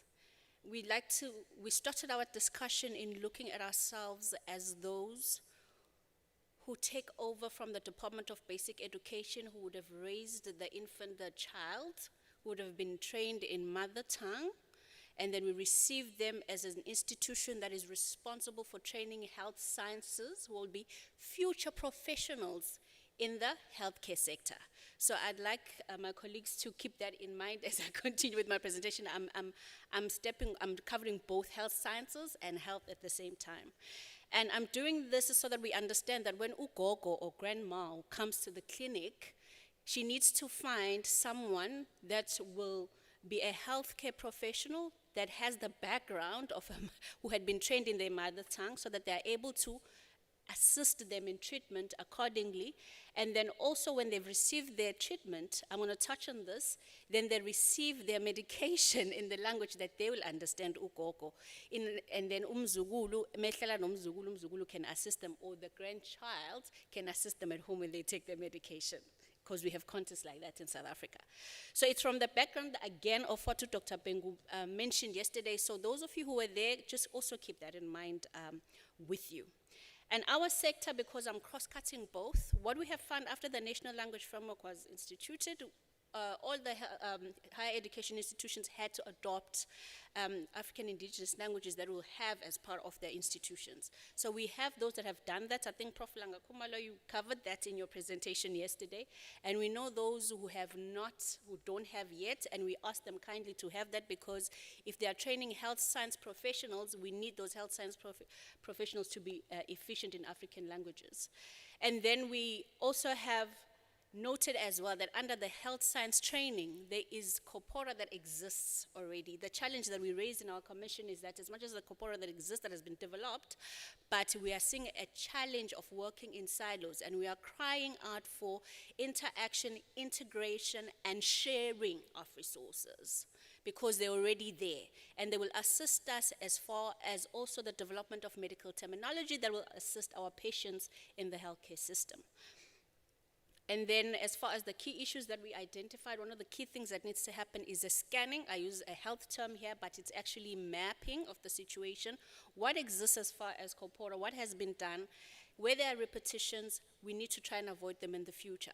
Why we want to avoid repetitions of having terminology that has developed being repeated is because we waste resources in that, and we also don't know who has what, and it also limits the exchanging of the already developed terminology. If a pharmacist is in UKZN, should be able to access any terminology developed as far as pharmacy that is in UFS. That's as an example. And then we also spoke about language barrier. I will not allude to, Madam Chair, because it has been covered in the different commissions, but we had the same issue, and language barrier is a key factor as far as healthcare delivery. And then the functioning of the National Department of Health Language Unit. So the Department of Health has, as far as the healthcare sector, their own policy. And they speak of having a language unit, and that language unit has been given the jurisdiction to determine the training that needs to happen in DOH. However, if it's not functional, then we're going to have problems, and then we will not be able to have our patients receiving their communication in a multilingual manner. And then we've asking, the key issue as well is that for the existing medical terminology, because we have a number of them. If you just Google it, you'll see medical terminology for health science professionals, and all, it's there. But we need to bring that together, and then we start moving bilingual, trilingual, and then eventually get to multilingual, so that every healthcare professional will have access to those medical terms, and when they function as a health worker, they are informed of the medical terms to use. Policy. As far as policies, I'm not going to dwell on this because we know them, but these are the policies that are supporting as well health sciences training and also the health sector, and we have reflected them there. Where the gaps are, as much as we have the supporting bodies that are keen to this, this was a heated situation in our commission. We're asking that there be role clarification between PANSALB and DSAC. We had one of our members saying they have lost their teeth and they need to get their teeth back. So we are asking that please give them their teeth, otherwise we will not be able to hear them even when they talk, because teeth play a role, and they will not also be able to act accordingly and embrace their identity. We also noted the absence of the National Health Language Framework, and we also noted the lack of a national interpreter policy in the health system. Why we're raising this? Because we are welcoming that we will have interpreters, but we are in the health system, in the health sector. And with the health sector are also ethics as far as how you treat patients, and the interpreter is a representation of the patient. So we need to have all those things documented, done, and we need a guideline document as well to support that. And then we have policy standards that are limited as far as multilingualism, even with communication. If you look at the DOH language policy, there's English dominance as well, and they are aware, though, that they need to also accommodate. So I don't want to speak ill, but we need to get there as well if the unit is functional. And then, hence I stated the limited recognition of South African Sign Language. And then institutional landscape, you can see those that are supporting us, but we are saying because we are talking about health sciences and we're talking about the healthcare sector, we have to broaden who we partner with as well, and those are reflected clearly as far as the slides, and I will not want to go through it. But for us, the link and partnership with the disability organizations, the deaf or those with patients of hard hearing or those who have vision impairments, it becomes important as far as BRAID, which was picked up, I think, in Justice Commission, and that we make sure that when they come to the healthcare system or even in the training, we have the relevant tools and the technologies that exist to cater for them as well. And then the needs, strengthen the functioning of the language unit in the DOH, have all language practitioners accredited. I think that was covered as well, even in Prof. Richard Haynes' presentation before, when he's talking about the functionality of the South African Language Practitioners Council. And we are asking also with that all of them be registered, and I believe it will be under the council as well. What we do also ask for, though, is that in their training, because the training starts at DHAT, can we have specialization? One of the members reflected that they are in legislation, and they deal with different sectors that come. If someone comes with an issue relating to health sector, she needs to have the terminologies and the existing terms so that she can be able to utilize them accordingly as per needed. So we are asking that there be specific specializations as they go into higher programs like postgraduate studies, so that is covered. And we are asking for multilingualism as far as health communication to cater for the patients, to cater for the health science students that get trained, so that they are multilingual and are able to cater for their health patients. Accessible patient information, I don't want to dwell too much in that because Dr. Bengu covered it yesterday, but when we say patient information, I've mentioned it a little bit, and we need our patients to have access to the information in the language of their choice. And we need resources for the terminology development, and we need digital infrastructure to support us as well in that endeavor. And then the technology priorities, we need to have a platform that will have all the developed terminology hosted in one, especially in relating to health sciences and health. AI-assisted translation tools for health communication. We envisioned having RIA. We are grateful that we had RIA in our commission as well. They are piloting, they've developed something and they're piloting it, and we are hoping through feedback from what they're piloting, we could develop similar systems for the healthcare sector, where when a patient comes, they are able to interact with the screen that will accommodate the official languages that exist in our country. And digital interpreter networks, we can do that in different forms. Tools are there and they can be explored, and the screen reader compatible screens. And then with terminology development, I'm not going to go in detail. According to the bridge, you can see it speaks to higher education and how there's teaching and learning assessment and research and innovation that happens in the higher institutions. We have, for those institutions that have adopted official languages into their institutions, we have it happening in teaching and learning in others, but it hasn't translated to assessments yet, and that's what needs to happen. And have a body that will house all the national terminology, medical terminology, health science terminology. It needs to be a hub, a repository, if I can say so. And then develop indigenous language equivalents for biomedical terminology and medical terminology, of course. And then the mapping again comes up, and having a national register that is going to be stored by the one body, and collaborative efforts I have already alluded to, so I do not want to keep repeating that. And capacity development, we are asking for standardization of curricula in African languages, that it becomes standardized. We don't have people receiving different trainings in the higher education institutions. And we also have training of health professionals in multilingual communication practices. I know some higher education institutes or universities, they would have at first year like isiZulu, that is compulsory for future health care workers. It means if someone who's in Northwest also would have similar things, etc. And we're saying then we need to also have the cross-pollination. I had a member that says we can't, I think it was Prof. Deboho, to say if I move to another province, then the person needs to also be able to function in that province using the official languages of that province. And then we asked for training, we're asking for training of language practitioners, specific specialization, I've explained that one, and development of a national health interpreter corps, including South African Sign Language, and the integration of language accessibility. Our strategic recommendations, I didn't put them as 2027, I put them under medium or short term. And if we could, for some, we would say immediate, but we understand that there are processes to be followed, there are people to be consulted, so we rather chose to be safe. And, but one would be DHET, the strengthening of curricula, and that process alone, if you are at a university, you know very well which bodies are involved, and it's not going to happen overnight. And then we are asking for the functioning of the South African Language Practitioners Councils, that to be really as fast as possible. And I said short term, and we're giving that to DSAC, and the strengthening and giving teeth of our PenSALB that helps us so much to happen as soon as possible, so that we said short term.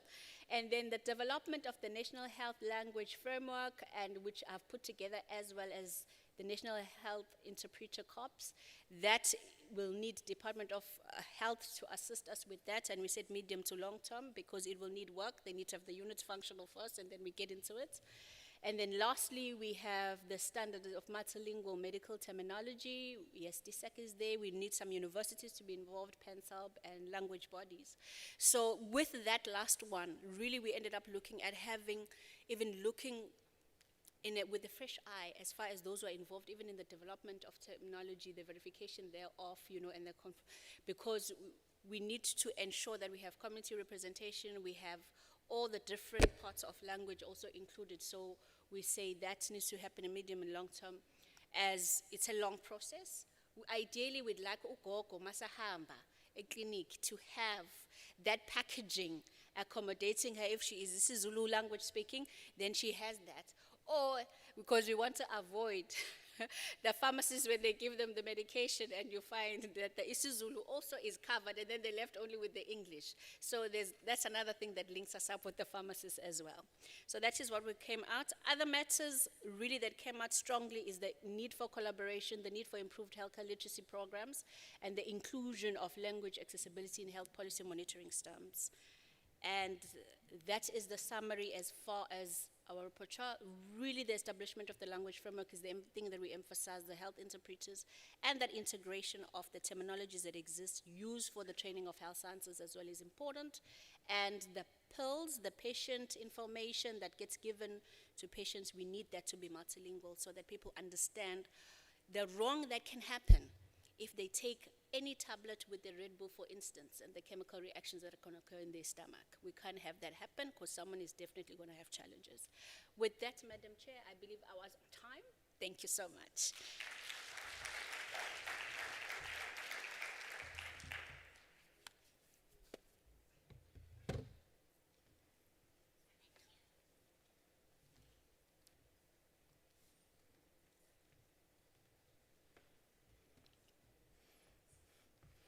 Six down and one to go.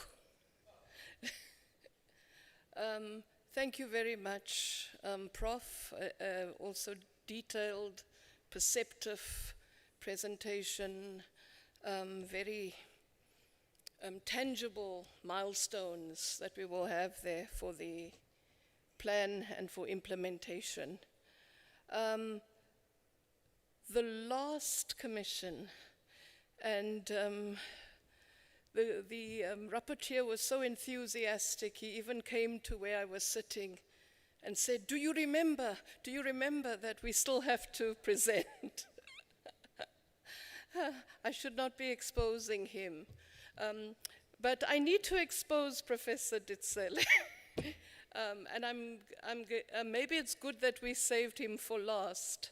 It was in 2023 at the National Language Stakeholders Forum that Professor Ditsele was the agitator calling for a national language summit. And he managed to lobby support for that, but we also, I think, should thank him for being one of those very noisy individuals, very passionate about language, and maybe it's fitting that the last Commission report should come from him. Language and business, Prof. Ditsele.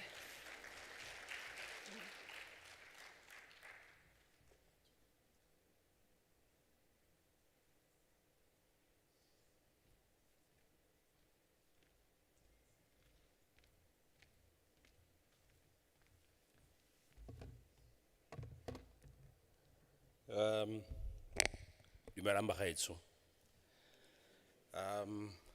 Yeah, I believe I stand between you and lunch. I'm going to be talking from my head, not from my heart, and you'll see why I make the distinction between the two. Perhaps, colleagues, let me start with the question that was put to Dr. Ngasana, who was the lead in our group. It was asked by Langa, or Professor Khumalo. I call him by first name because he's my peer. He asked a question about why did Africans succeed and why are we not succeeding? That's an important question that as linguists we have to engage with. Luckily for me, in 2012 to 2014, I engaged with this question. It was one of the questions that I had to address in my doctoral study, and I found an answer to it. The answer to this is you have to look at the history of Afrikaans, its path to where it is today. And you look at the path of other languages. Do they follow the same path? And the answer is no. The answer to why we're not successful lies in understanding the history. I know people are going to say, yeah, there was colonization, there was this, but come on, at some point, we have to go over that psychological barrier. Now, when Africans started as Kombe style in the 1800s, late 1800s, the approach was bottom up. It was never top down. It was bottom up. People who didn't have political power wanted it to rise. They put together money for it to be developed. And when in 1914 they decided that it should be used here in the Cape to teach learners. And in 1925 it became official. Between 1925 and 1948, speakers of Afrikaans did not have political power, so the development was a bit slow, but it was happening. And then in 1948, of course, the pace to develop it increased.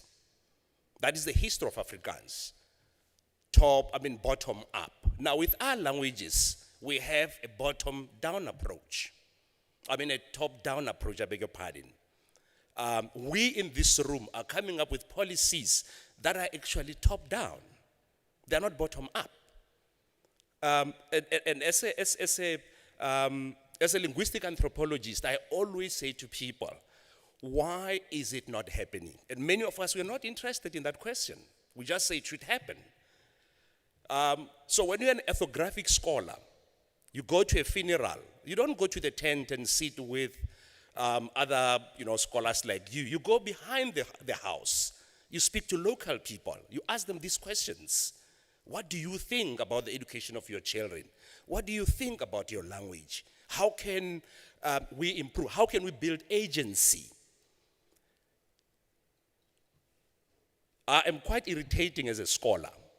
And even when I write journal articles, I provoke thought to say, let us engage with these things. Otherwise, we become a group of people who will be saying the same things over and over and over and over again. And it doesn't get us anywhere. We have to ask ourselves, what is the problem? Why is it that we have political power, but we still are battling? Do we have a buy-in from society? Why do we not have a buy-in? Why do our languages lack agency? How can we generate that agency? And you know what normally people do? If they don't like the question, they question the question. They don't answer the question, they question the question. And that is not helpful.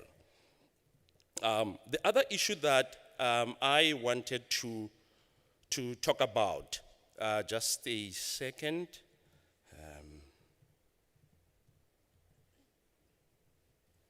I've talked about so if we can change our mindset. I was asking some of my colleagues, because I was a language practitioner for about 20 years. So I know both worlds. I know how to reason or to look at the world like a government employee. And I know how to look at the world from a researcher perspective. Because in the last 11 years, I have been in academia. So I know both worlds. And when I speak to my ex-colleagues, they still speak like how I spoke 11 years ago. They still speak from the heart. They don't look at what is happening in the landscape. So that's something that perhaps we need to change, how we look at things. I was asking people the other day, colleagues, when there is a conference in your area, let's say Alasa, do you ever look at the abstracts to say, what is it going to be discussed? People do not do that. People still rely. So if someone had a BA degree in 1993, they're still relying on the landscape as they left it in 1993. They do not update the material to say something is happening. I just had a student who did a study on why is it that in Pretoria East, parents aren't communicating with their children in African languages. A very, very important question. The findings, and some of the people that she interviewed are government officials. They are chief directors in government. So those people are not on the same page as us. They are not. No wonder, I wasn't surprised when I saw what Mr. Dantile presented, when he said, it's about 4 departments that are led by chief director. The very point that I raised in 2011, when the bill was about to be passed into Yola, to say, if you do not pitch this at chief director level, give it an office using government language. But if you leave it as a unit, if I'm a director who believes in English, I'm going to sabotage it. I'm going to reduce it to a desk. Just going to get someone who's an assistant director and make him the head of a language unit. That's sabotaging it. That is the passion that I have for language. And I'm usually misunderstood to say I'm working against. I'm not working against. I'm just interested in, or I just want all of us to invest a little more time on research. Let research guide us. I read a report the other day saying the reason why Africa is not catching up with the rest of the world is that Africa is not basing its decisions on research. We're not. If I were to ask, how often would you just check how many PhDs were published last year in your environment? How many did you read? Just the executive summary. It will be like 1, 2, or 0. So we can't really lead language when our information is stuck in the mid-90s. So that's my appeal to you, and you can engage me during lunch, because I tend not to say things that make people comfortable. I want to make people uncomfortable, because it's the only way we will make progress. Yes, I just needed to get that out of my head, because that's in my head and not in my heart. Thank you very much, Ms. Combrink, for acknowledging that I nearly even forgot. I was telling to my HOD, Professor Rakoko, that I nearly went on pension without seeing a day like this one. Because for the longest time in Pretoria, the forum, I've been asking, when are we having a language summit? I ought to have patented it so that today I should be making money from it. But I'm a patriot, it doesn't matter. So colleagues, let me get to the crux of why I'm here, and I'm not going to be long. To thank the three scribes, it was Mr. Ngingi, Ms. Madi. I don't have a presentation because I wanted to really talk from my head. And Ms. Sikebe, who just joined us, and she did a wonderful job. We had a meeting last night. And I also want to thank my co-chair, Ms. Muilwa, I beg your pardon, and Dr. Ngasana in his absence, and the various people who joined us from the different sectors of society to work with us. We are seated at that corner. Now, the issues that we identified, colleagues, are about business and economics. And I was really moved when I saw the presentation by Professor Haynes. It really talked to me to say you can't just talk about language and forget economics. And many of us, we do not. We do not look at the economic side of it. Another speaker, I think, is from social service delivery. Can't remember his name. He said, we have control over what happens in the public sector. We do not have control what happens in the business sector. We're really at the mercy of businesses. Now you have to ask yourself a question. If we're not winning where we have control, do we stand a chance of winning where we don't have control? You don't have to give me the answer to that question because it's a rhetorical question. So the issues that we looked at were issues around contracts and policies in the business sector. Contracts and policies. As we speak, our contracts in the business sector are written mainly in English and to a lesser extent in Afrikaans. We don't have them in African languages. The question that you and I should ask is, what approach should we take? Should we take the top-down approach and say, we shall have them? Fine, we can have them. Is there a market for it? Have we done any research to establish if there's an appetite for them? That is necessary. We need to do that. I mean, it would pain me to invest time in translating a 50-page document and no one gets to read it. I was just doing it for the sake of doing it. The other thing that and here I'm going to be hard on fellow language practitioners because I'm still a language practitioner, even though I'm a professor at a university. Language practitioners ought to change how they look at language. Language exists in different domains. But when we translate for one market and one market only. If people are interested in knowing that tomorrow there'll be a power outage in the city of Tshwane, you have to use language that will just get them to get the information. So you can still write that in simple and plain English. But what do language practitioners do? They would write it in Setswana that you need a BA to understand. And when you say to them, they say, yeah, but if you write it in plain English, you are not developing the language. No way to develop a language. In simple ways. Why is it that our people do not read for leisure? It's because, and I've asked people, we teach children who were born in the 2000s, why do you not read for leisure? They say we have to be sitting next to a dictionary. But when you read some English books, like books that are written by James Hartley Chase, he never wrote for the school market. He was just writing for someone traveling from North London into London, traveling on the tube. So we have to change our mindset to say we can use different registers when we translate. Not just one register, one size fits all. It hasn't worked in the last 32 years. It will not work in the next 32 years. We are now producing children who studied English and Afrikaans they went to former Model C schools. How do we attract them into reading in our languages? We're not going to attract them if we're using a language that assumes that they have studied our languages from grade 1. So currently the guidelines that we have in the business sector are in those 2 languages. So we need to get them to be translated, but it has to be in a language that will be accessible to the end user. So there is a limit to how far you can take your conservatism. It has a place, but if you allow your conservatism to stand in the way of developing a language, you are going to kill it. There has to be a balance between conservatives and people who are liberal.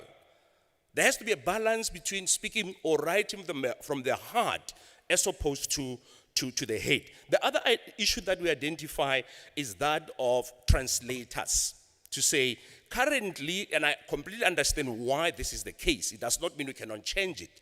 Currently, how we train translators is that we do not train them in specific areas. It's unlike in other countries, if I can use journalism as an example. In other countries, you study law first, you study economics first, then you become a journalist. So that when you are employed by Sky News or CNN and you report on legal matters, you are a lawyer yourself. But you know in South Africa you study journalism and then you get deployed and you become an economics reporter when you didn't even study economics 101. So one of the things that we said, and we are futuristic, to say in future, let us rather have translators who specialize in areas, legal, economics, and stuff like that. Because right now, as translators, especially freelancers, we translate anything that is before us. That needs to change. But if you ask me, it's not something that is going to happen in the next year or 2. It will take deliberate effort to see how we train translators. And the other thing that I can just throw into this is that, and here I'm talking like in academia. In academia, generally, the left hand doesn't know what the right hand is doing. Universities train language practitioners, but we never compare notes. We never check what is CUT doing relative to what we're doing, relative to what DUT is doing. And I'm mentioning these 3 universities of technology because they produce language practitioners. We've never had a meeting to say, how do we take this profession forward? Because we are in the business of training them. And I did not even mention traditional universities and comprehensive universities that teach languages. So the other issue that we raised is that of terminology lists. We are aware that SADILA is doing a good job in that area. And it needs our support, especially as universities, where we do not operate in silos. If we develop a terminology for agricultural science, we shouldn't just hold on to it. We must share it. And before even we do that, we must check whether other universities have also developed terminologies in that space to avoid a situation where we have 5, 6 different terminology lists. So those are the key issues that we looked at. Okay, the other issues, priority needs. We spoke about financial resources, where we said, I was actually conflicted on this one. I was actually conflicted, but I'm not reporting for myself. I'm reporting for the group. The group said we need awareness campaigns, in the business sector, around multilingualism, and not just rely on February the 21st, which is International Mother Language Day. I may be wrong about the date, but I think it's 21st, 22nd, thereabout, and Heritage Month. We can't just rely on those. It has to be an ongoing thing. But I would add by saying, we first have to establish if society is interested in a product. If I was a businessman, I would not just avail a product without doing market research. You have to check whether there's an appetite for what you're doing. Because if you don't do that, you are imposing yourself. which would be a top-down approach, which might not work. We realized that not all the languages are on the ISO list. We said that needs to change. That needs to change. I've already talked about the issue of training, language practitioners, but I may add by saying that modules at university have to be adjusted, because the modules that we teach right now may not address the needs of the economy. I think Prof. Rakoko also spoke about that, to say universities exist as a bridge between basic education and the job market. We can't just work because we want to work. We have to provide the industry with a graduate that the industry needs. As I wrap up my presentation, I've spoken about this. Okay, we also spoke about intents, to say there is a need on the issue of AI, artificial intelligence, that we may be sitting on lots and lots and lots of corpus, or corpora in plural form, that has not made its way into the internet.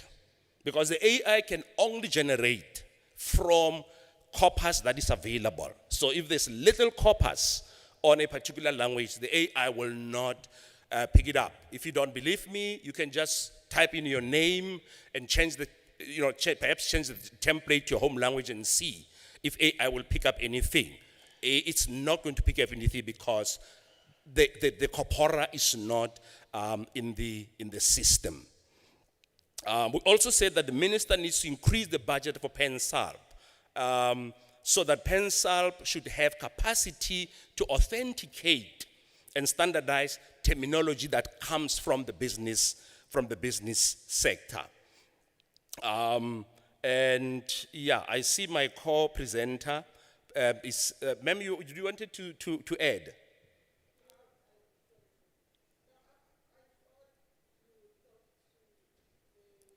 You could come and address it. I'll give you an opportunity. Before I get to the recommendations. Now, the other issue that was big that we spoke about. Yes, I just need 1 minute. She will, one, she'll get 3. So we talk about the language economic framework. We don't have a framework at the moment. So if I'm a CEO of a private business and I want to develop some economic model around languages, there is no guideline other than, the preamble in the Constitution. We need to be clear there on how, we can assist businesses that are interested in doing it. And I'm saying interested because we don't have legislation. Even PenSALP, if you have an issue with the business sector, it will not adjudicate your matter because they say our act. And I have a specific case. I fought with a bank for 5 years. And I went to PenSALP, I said, please help me. They said, sorry, we cannot help you because it's a private sector company. You can go look up the case, I think it was 2010 to around 2014. I will end there, and then Ms. Muilwa will wrap up. Thank you, colleagues. You have your own notes, ne? Yeah. Okay. Thank you very much. Can I stand next to you? I'm very short, so. Thank you very much. I come from an organization. I'm too short. Thank you very much, colleagues, professors, doctors, the department, and everyone, and all protocol observed. I thought it necessary to just introduce where I'm coming from. I work for an organization called the National Consumer Commission. I'm responsible for the enforcement of consumer protection in South Africa. And our entity falls under the Department of Trade, Industry and Competition. And I thought I should speak because I'll be in big trouble if we're talking about language within the context of business regulation if I did not raise my hand to speak. As you are aware, the Department of Trade, Industry and Competition is responsible for the industrial policy. It's responsible for investment and enterprise development in the country. It's also just responsible for trade promotion.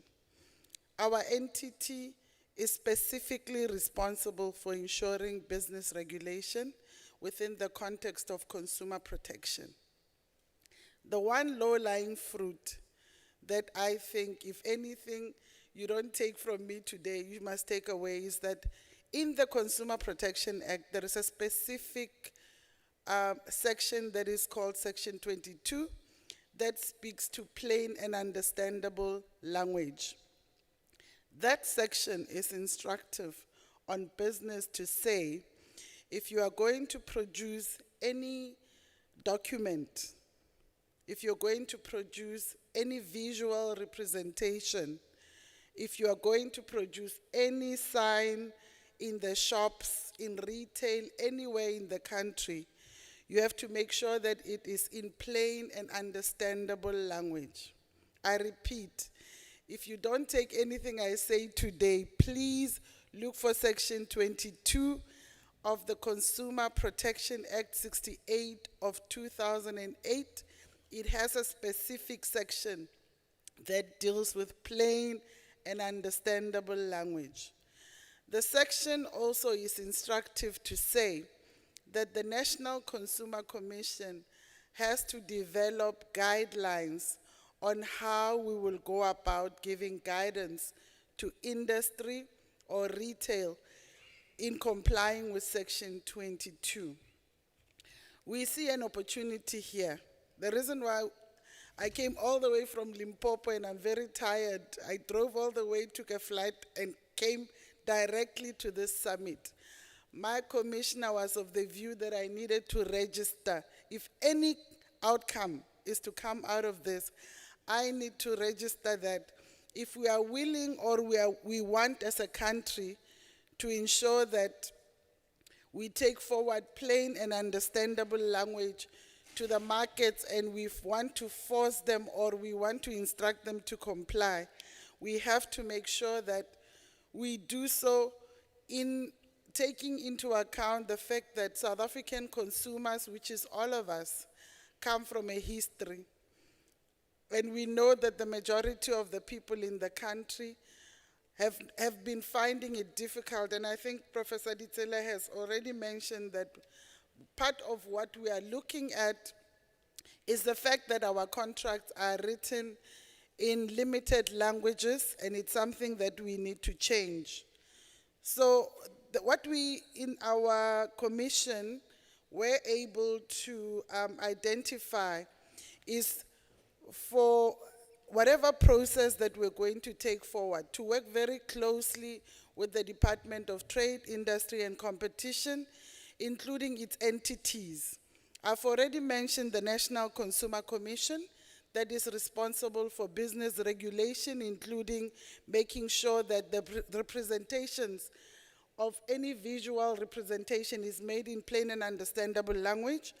We also identified in the commission that there will be a need to also work closely with the South African Bureau of Standards that can also adopt South African standards, especially when it comes to language as well.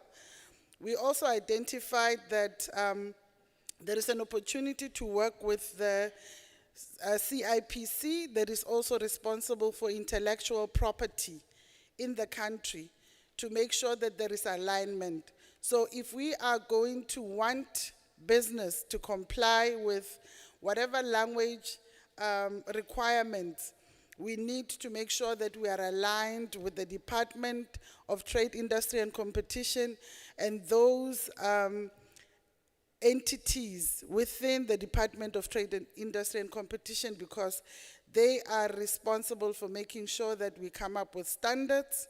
They are responsible, they also represent the country at ISO. It was also stated in our group that part of the alignment would have to be listing South African languages within the ISO languages that have been listed in the ISO standards to make sure that they are recognized internationally as languages of South Africa, that people who do business with South Africa need to recognize that South Africa has 12 national languages that they need to also, if they do look at doing business with South Africa, they also need to be sensitized to that. The areas that have been identified as possible areas that we might want to have in our guidelines if we take forward following whatever outcomes that come here, the guidelines might want to include at retail level the notices, the labeling of products, the marketing of product or advertising, fixed term agreements that include the contracts that we referred to, that talk to your cell phone contracts and stuff like that, disclosures and warnings, limitations of liability, price disclosures, sales records. Sales records, we are talking about receipts that are giving out in the market. So the one opportunity, as I've already indicated, would be for us to take opportunity after the languages people have done their work on the issues of terminologies, on issues of coming up with a framework, would be then to inform the guideline that the National Consumer Commission is supposed to come out with, to be able to then use whatever guidance that we get from here to come up with that guideline for industries so that they can be able to implement it, and us as the National Consumer Commission can be able to enforce it to ensure that South African consumers are protected. Thank you very much. Thank you very much.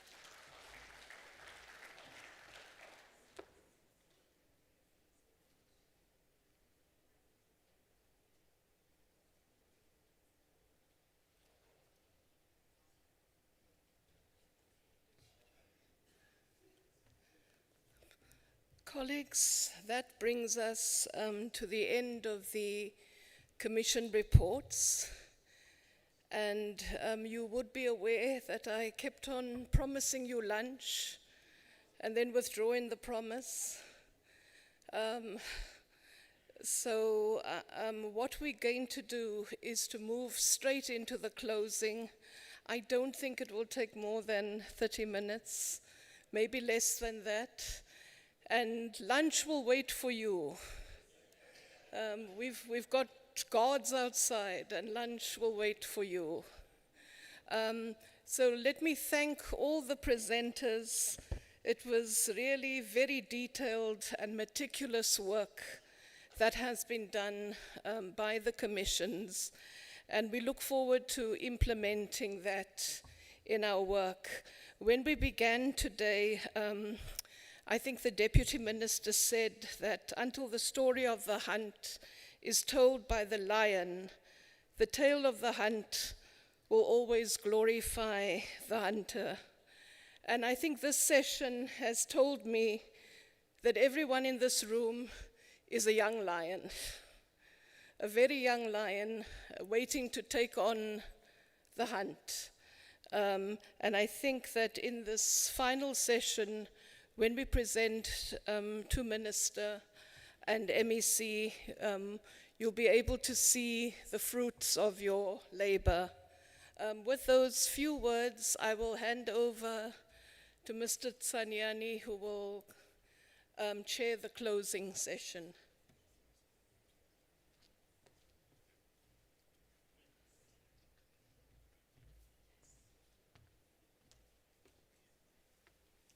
Thank you very much, Lisa. Good afternoon once again. I don't want to waste time. I think it is time where we now, the Minister is with us, and good afternoon, Minister. Sorry. Yes, the Minister is in our midst, and good afternoon, Minister. We are now going to be looking at the declaration, after which the Minister will then close the summit. So we move to the declaration. I'm going to call Prof. Khumalo to come up front to read the declaration. Over to you, Prof.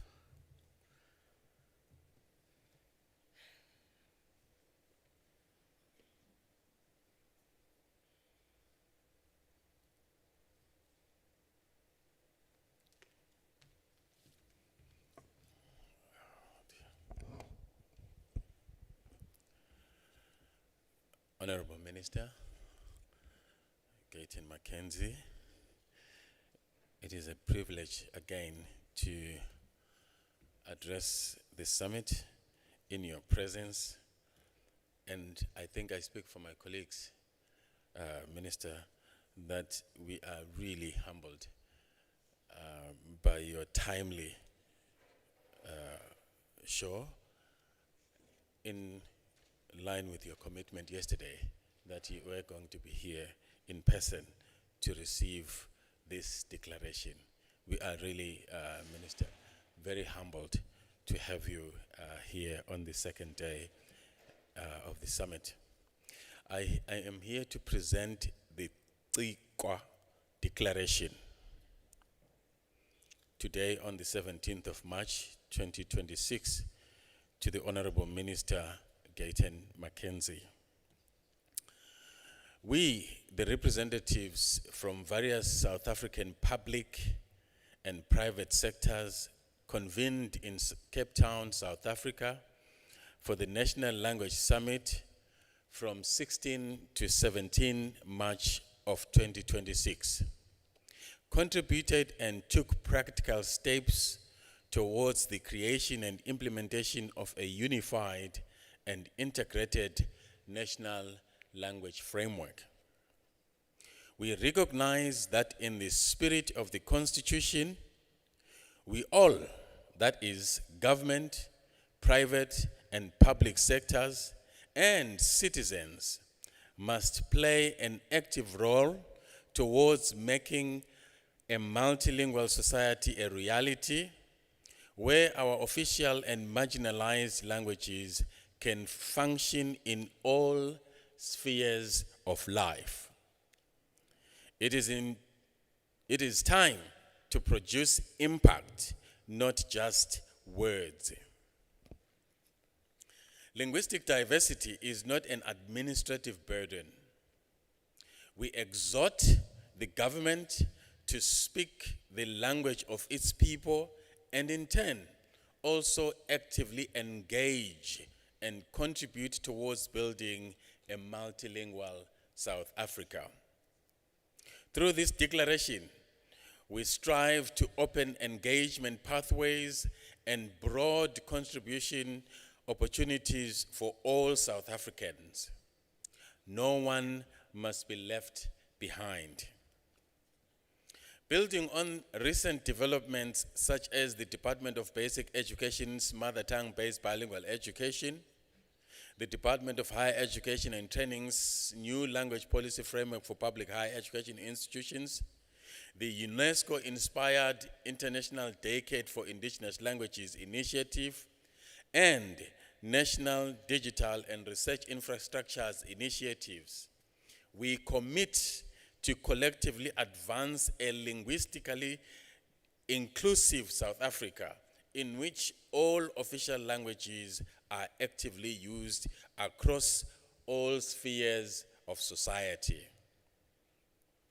Recognizing the importance of strengthening research, knowledge sharing, and intellectual exchange in support of evidence-based language policies that effectively advance social, economic, and cultural sustainability, while better assessing the size and contribution of languages to sustainable development, and in particular, economic growth and decent work. We commit to more structured research on the economics of language and developing and implementing internationally comparable indicators to advance policies that empower those working as language practitioners and to strengthen frameworks that promote decent work for language practitioners and related professionals. Now, I move on towards a unified national language landscape and action plan. Priority 1, inaugurated National Task Team. We request the Minister of Sports, Arts and Culture to formally appoint, strengthen, and capacitate the inaugural National Task Team to start work towards the coordinated implementation of a unified and integrated national language policy framework. The task team will collaborate closely with various partners present at the National Language Summit here and broader to allow for inclusive engagement and awareness about the process. Priority 2, collaboration. A diverse and multilingual South Africa is only possible if we come together as a country, public and private sectors, and other institutions to implement actions and strategies to address this matter. There is a need to establish a clear collaboration framework between various departments and stakeholders. Through your ministry, Honorable Minister, closer alignment and consolidation of activities between DBE, DHET, DSAC, PANSALP, SADILA, and industry can be facilitated to clarify and strengthen the South African language value chain, including enabling structured engagement with the National Treasury where it is required. This enables better coordination of activities such as terminology development and management. An inter-entity working group, IEWG, would be established by mid-2026. Together with the National Task Team, the IEWG should set specific deadlines and key success indicators for priorities set out in this declaration and collectively report on progress to the Portfolio Committee on Sports, Arts and Culture in Parliament at regular intervals. Priority 3, human capacity development. Developing human capacity in language practice in particular was recognized as the most important recommendation across all commissions. We request the Honorable Minister to prioritize the operationalization of the South African Language Practitioners Council to ensure practitioners receive the required undergraduate training, have the required competencies to effectively function in various sectors, and be able to leverage new technological advancements through additional training where that is required. We will engage the Department of Higher Education and Training and the Department of Basic Education to request that new and existing educators are trained and capacitated to use multilingual and decolonized pedagogies and solutions. It is recommended that the National Task Team establish a working group in this regard. We further request that sectors review, report to the National Task Team on available work integrated learning opportunities for language practitioners and request the Honorable Minister to facilitate engagement with the Presidential Youth Employment Initiative to develop a program to establish work integrated learning and postgraduate program to build the national practitioner capacity and availability across all sectors. Priority 4, policy and legislative matters. Various policy and legislative matters were raised. Through priority 2, which speaks to collaboration, the IEWG should play a specific time-bound role to review multiple applicable language-related policies and lead calls for formal contributions towards amendments and public input to ensure, for example, that the national AI policy being developed by the Department of Communications and Digital Technologies formally take note of the importance of representative sovereign language data to inform sovereign AI infrastructure, i.e., we want to own the kind of data that define us in the infrastructure that is being built for South Africa in the AI space. It should have the DNA of this country. Furthermore, work towards the tabling and approval of the Department of Sports, Arts and Culture's National Terminology Policy must be prioritized. There is urgent need to strengthen the implementation of the Use of Official Languages Act of 2012 and secure ad hoc funding to ensure that existing and newly established language units in various departments are capacitated and resourced to ensure that government service delivery can take place in all official languages. Priority 5, and this is the last priority: terminology use and removing barriers of access. Regarding the terminology and infrastructure, the effective use of technology links to priority 2, which is collaboration, and priority 3, which is human capacity development. In that, a coordinated and collaborative technology development and deployment is required in a sustainable and maintainable way, linked to appropriate training for practitioners. The IEWG in priority 2 will raise awareness of existing infrastructure and decide on how to resource and establish sustainable, maintainable language infrastructure, such as a full spectrum technology and lexicography development, a management and dissemination platform that supports the various aspects of the value chain of all South African languages. Regarding accessibility and inclusion, the National Task Force team to formally establish a working group to review policies and support requirements related to augmentative and alternative communication, to ensure accessibility standards are implemented so that vulnerable groups such as the deaf, the blind, and low vision have seamless access, and to review how government and key sector materials can be availed in all official languages. Through the IEWG and in priority 2, there is need to review how other marginalized languages such as the Khoi, the Nama, and the San languages and the newly official South African Sign Language can be revitalized and developed through the new technological innovations and through links with previously noted priorities.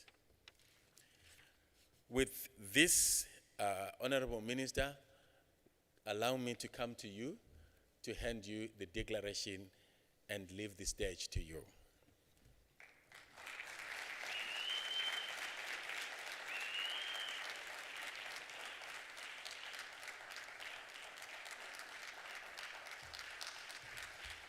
Thank you.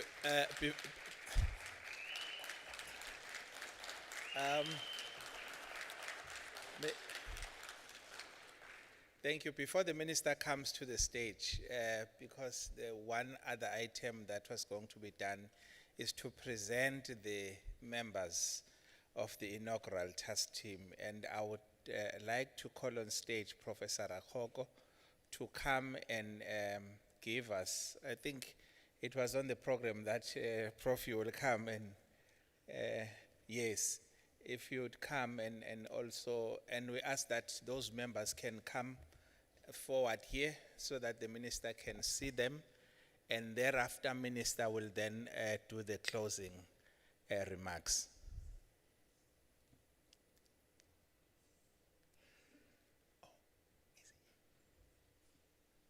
Oh, sorry.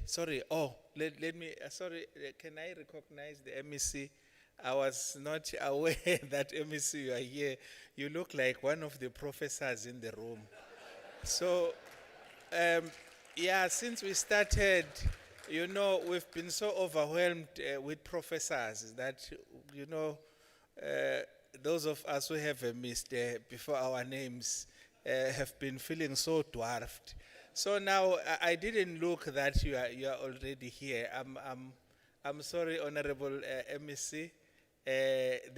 We would like to call you on stage for your remarks before we close. Apologies profusely for that, MEC.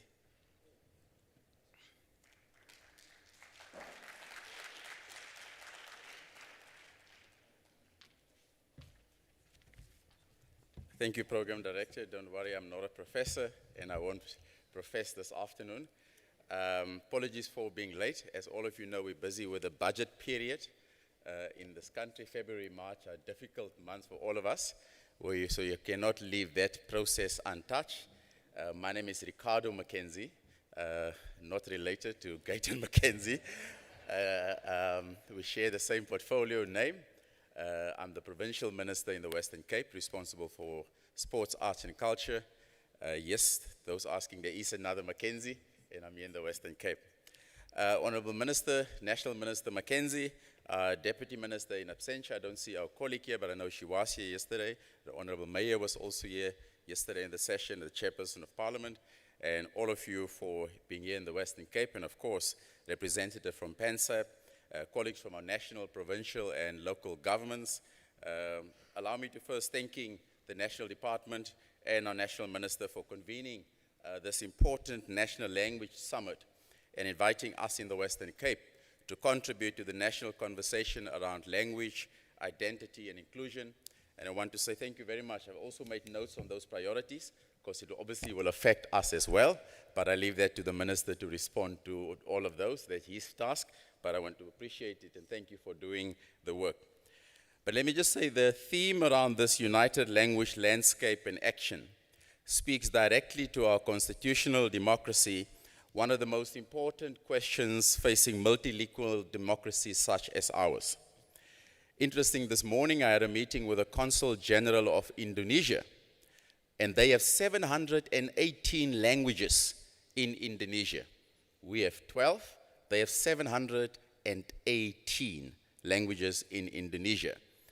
And I was keen to ask him, how do you localize it? How do different regions deal with some of the challenges around languages? And Minister was telling me they've regionalized it. So say, for example, if you, let's say you're from Cape Town and Mitchells Plain, then the local language at primary school level there will be Afrikaans. If you're from Khayelitsha, the local language there at primary school language will be isiXhosa. So they didn't try and fit 718 languages in all 718 communities, like we're trying to do. They've localized it at primary school level to the local communities, and so you develop across the country as you grow along. So in South Africa, we are indeed one of the most linguistic countries across the world. Our constitution recognizes the 12 official languages, the most recent, our historical recognition of our sign language, as you rightfully so. For us here in the Western Cape, language is not simply a medium of communication. Language is identity, language is heritage, and language is our memory. When we speak about our language policy, we therefore speak much more than vocabulary and grammar. We speak about dignity, we speak about belonging, and we speak about the preservation of knowledge systems, cultural identity, and historical experiences. However, as many scholars and practitioners gathered here over the last few days, and they know very well, recognition alone is not enough. The real challenge lies in implementation. How do we ensure that our multilingual systems function meaningfully in everyday life? In our education system, in our courts and our justice system, in our public administration, in our healthcare, and in government services. And increasing the digital and technological spaces where knowledge is shared and being created. So these are not abstract policy questions. They shape how citizens experience the state. If people cannot access basic services in their language, then democracy becomes distant. So when somebody in Mitchells Plain complain about not being able to speak to the police officer in a language that they understand, that doesn't mean they're anti-democratic. They want to access that service. If somebody in Khayelitsha cannot speak to the healthcare workers in a language that they understand, that means they're frustrated, they're not anti-democratic. So we need to ensure that when we deliver services as a government, that the people at coalface deliver the language the recipient understand, and that is very important for us. And that is very important for the work of the summit and help us understand. So in Western Cape government, multilingualism is not an abstract debate, it is the lived reality and how we need to share it and promote it and ensure that the services we deliver gets to people in the language they understand.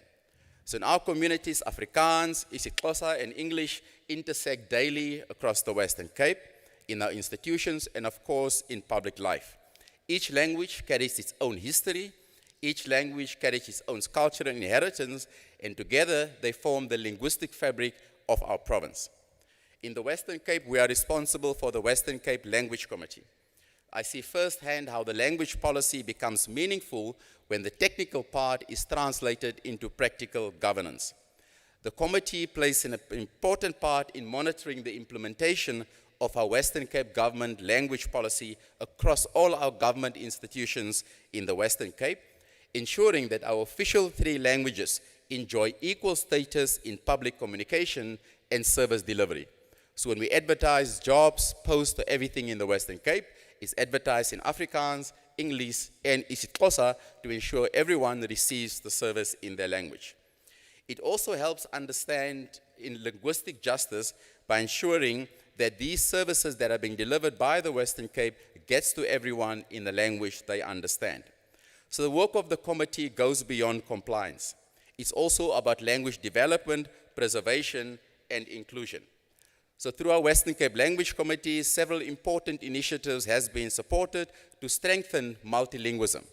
One example is the development and publication of the Nama language book, and some of you will receive it once I speak, and you'll receive a copy of the book being delivered to you, because we want to improve access to the language and support for its preservation.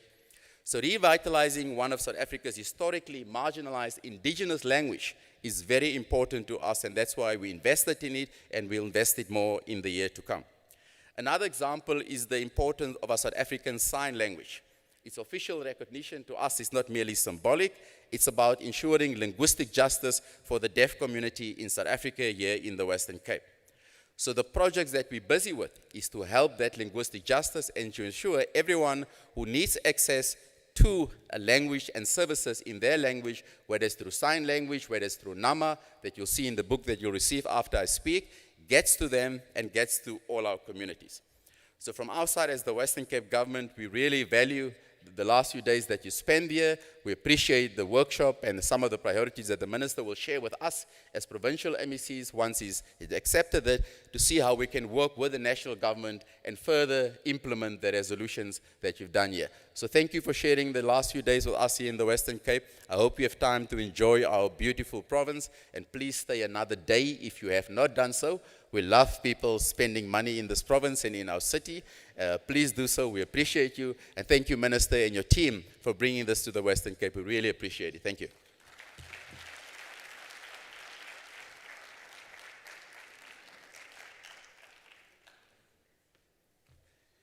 Thank you very much, Honorable Mackenzie.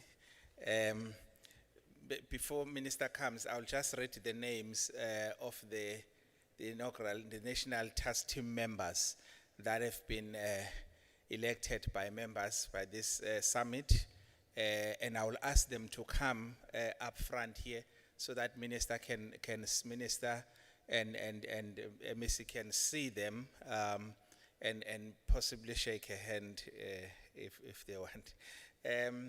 Now they were nominated in line with the commissions that we had. The first one, which is Language and Justice System. The task team member that was elected there, the first one is Professor Monwabisi Khalakhala. I would ask that, Prof, you come. And on Language and Technology, the member is Mr. Johan Stein. On Language, Service Delivery and Social Engagement, Ambassador Ruby Max. On Language and Heritage, Dr. Kevin Ngube. On Language and Health Services, Professor Brenda Dagama. On Language and Business, Professor Thabo Ditsele. So you see, Honorable MEC, I was not lying if I said we had a lot of professors here. So you can hear for yourself. Minister, these are the task team members which we are asking that you come and meet as you also come and deliver your closing address.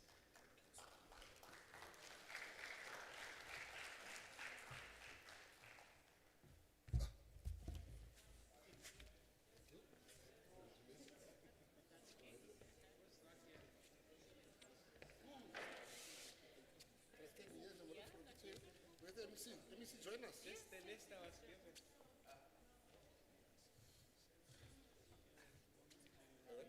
1, 2, 3, 4, 5, 6. I have 6 on the list that I was given. Brenda.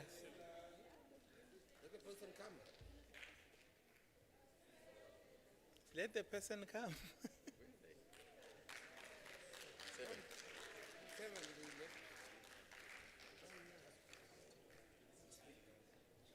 John Baker. Oh, it's Mr. John Baker. Sorry, the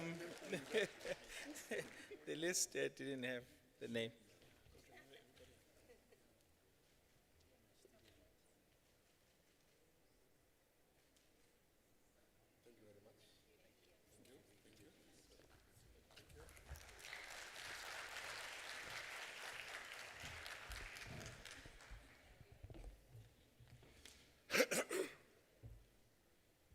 I just want to apologize to Professor Dacre.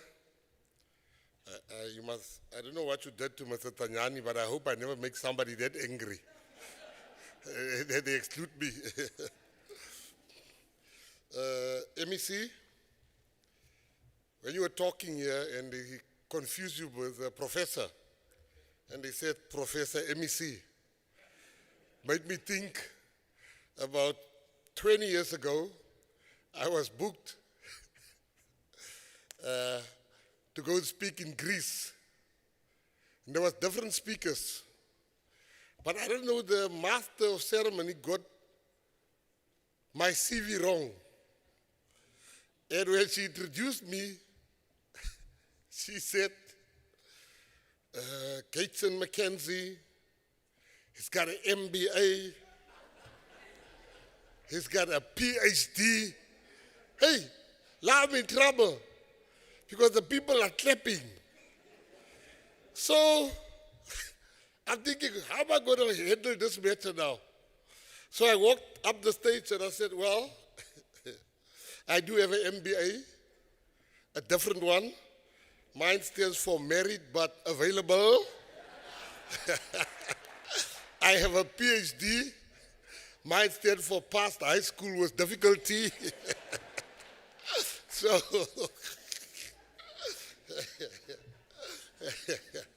thank you very much.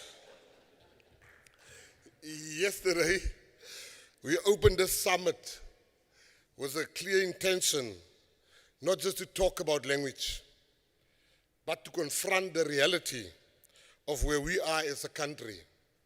Today, as we close, I can say with confidence that this has not been a talk shop. This has been a working summit.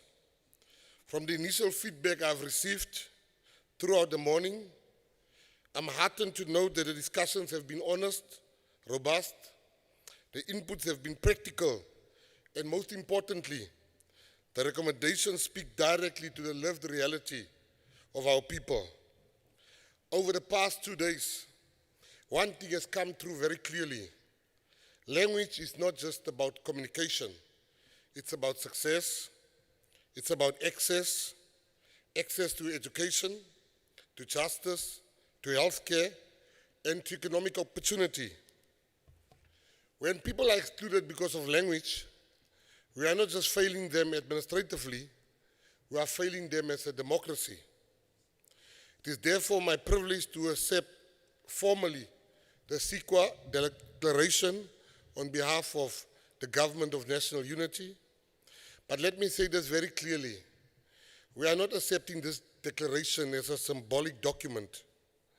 We are accepting it as a program of action, because as the declaration itself reminds us, it is time for impact, not just words.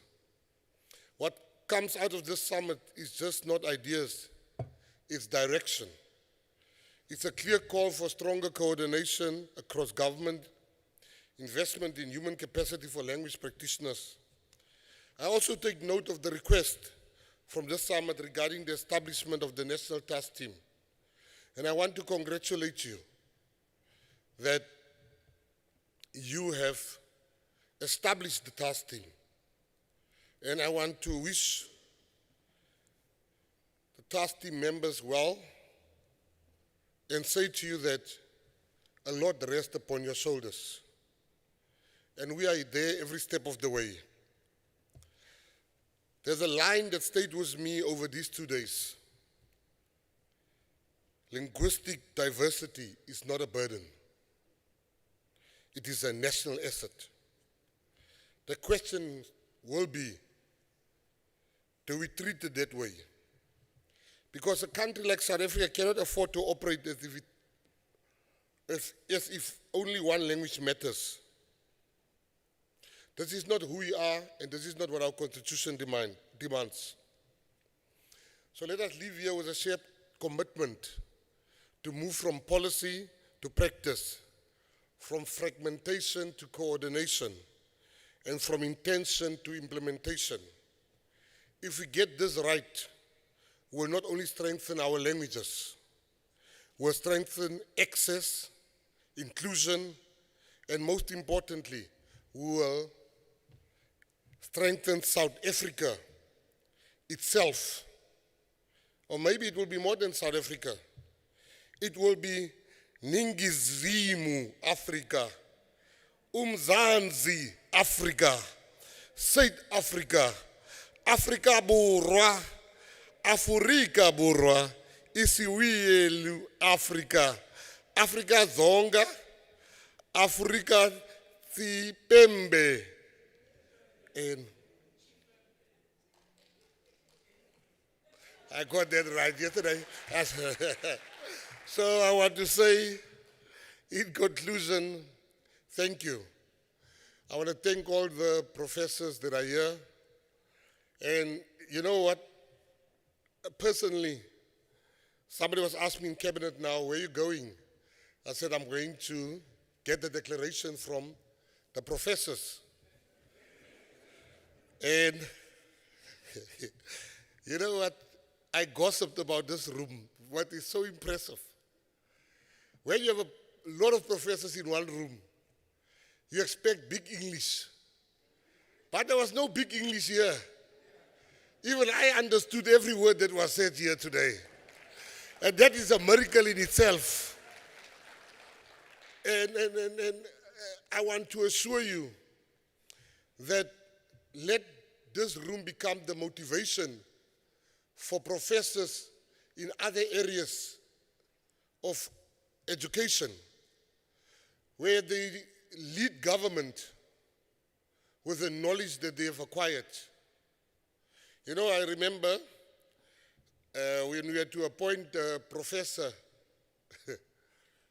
or a person I just became a minister, and we were sitting and he said, you can't appoint this person. I said, why? Now this person is from the EFF, this professor. I said, the fact that he's a professor shows he's very knowledgeable. Let us appoint him. That thing of his problems of the EFF, that's his problem. But he's a professor. So we have great admiration for professors. The only criticism I have is that professors need to come out of the shell. You need to come out of your shell and practice what you've studied. Because we politicians preach. We even preach some stuff we never even studied. We get a topic and they give you a speech, That's why you see some of us, you read a speech, you don't understand even the words in your speech. But professors, you speak, they say back it up. You can back it up with knowledge.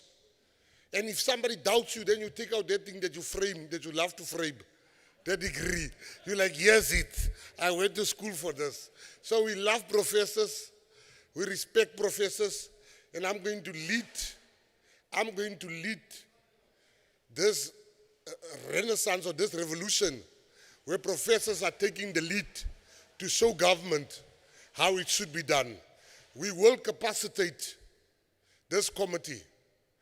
That's the only English you spoke here. Because professors are too scared to ask for money. They said, we must be fully capacitated. I know what that means. But I want to say to you, thank you very much. I can commit many mistakes, but one mistake I don't commit. I never stand between the human being and the stomach infrastructure. It is time for food. Thank you very much. May God bless you. Thank you.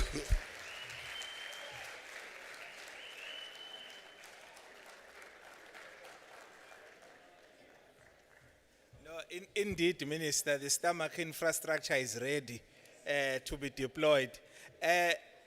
No, but thank you very much. Just briefly, we are going to be leaving shortly, but it is important that we do give the vote of thanks. But firstly, maybe let me start with our partners, SADILA, the Pan South African Language Board. Let me follow with the Provincial Department of Cultural Affairs and Sport in the Western Cape. We want to thank the Honorable Mayor who graced us. We thank the Chairperson of the Portfolio Committee on Sport, Arts and Culture. Thank you, Provincial Minister, Mr. Mackenzie. We thank our speakers and the commission leaders that were with us, all the delegates that were here, and thank you to the planning team from DSEC. Minister, as you leave, we do want to say that there's going to be happiness in the language sector. It doesn't only end in sport, because people think happiness is in sport. So there shall be happiness with what Minister has promised here, and we hope that it doesn't end here. This work will continue going forward so that we improve in what we have. So thank you very much. The lunch is ready. So we wish all of you who are traveling back home safe travel till we meet again. Thank you.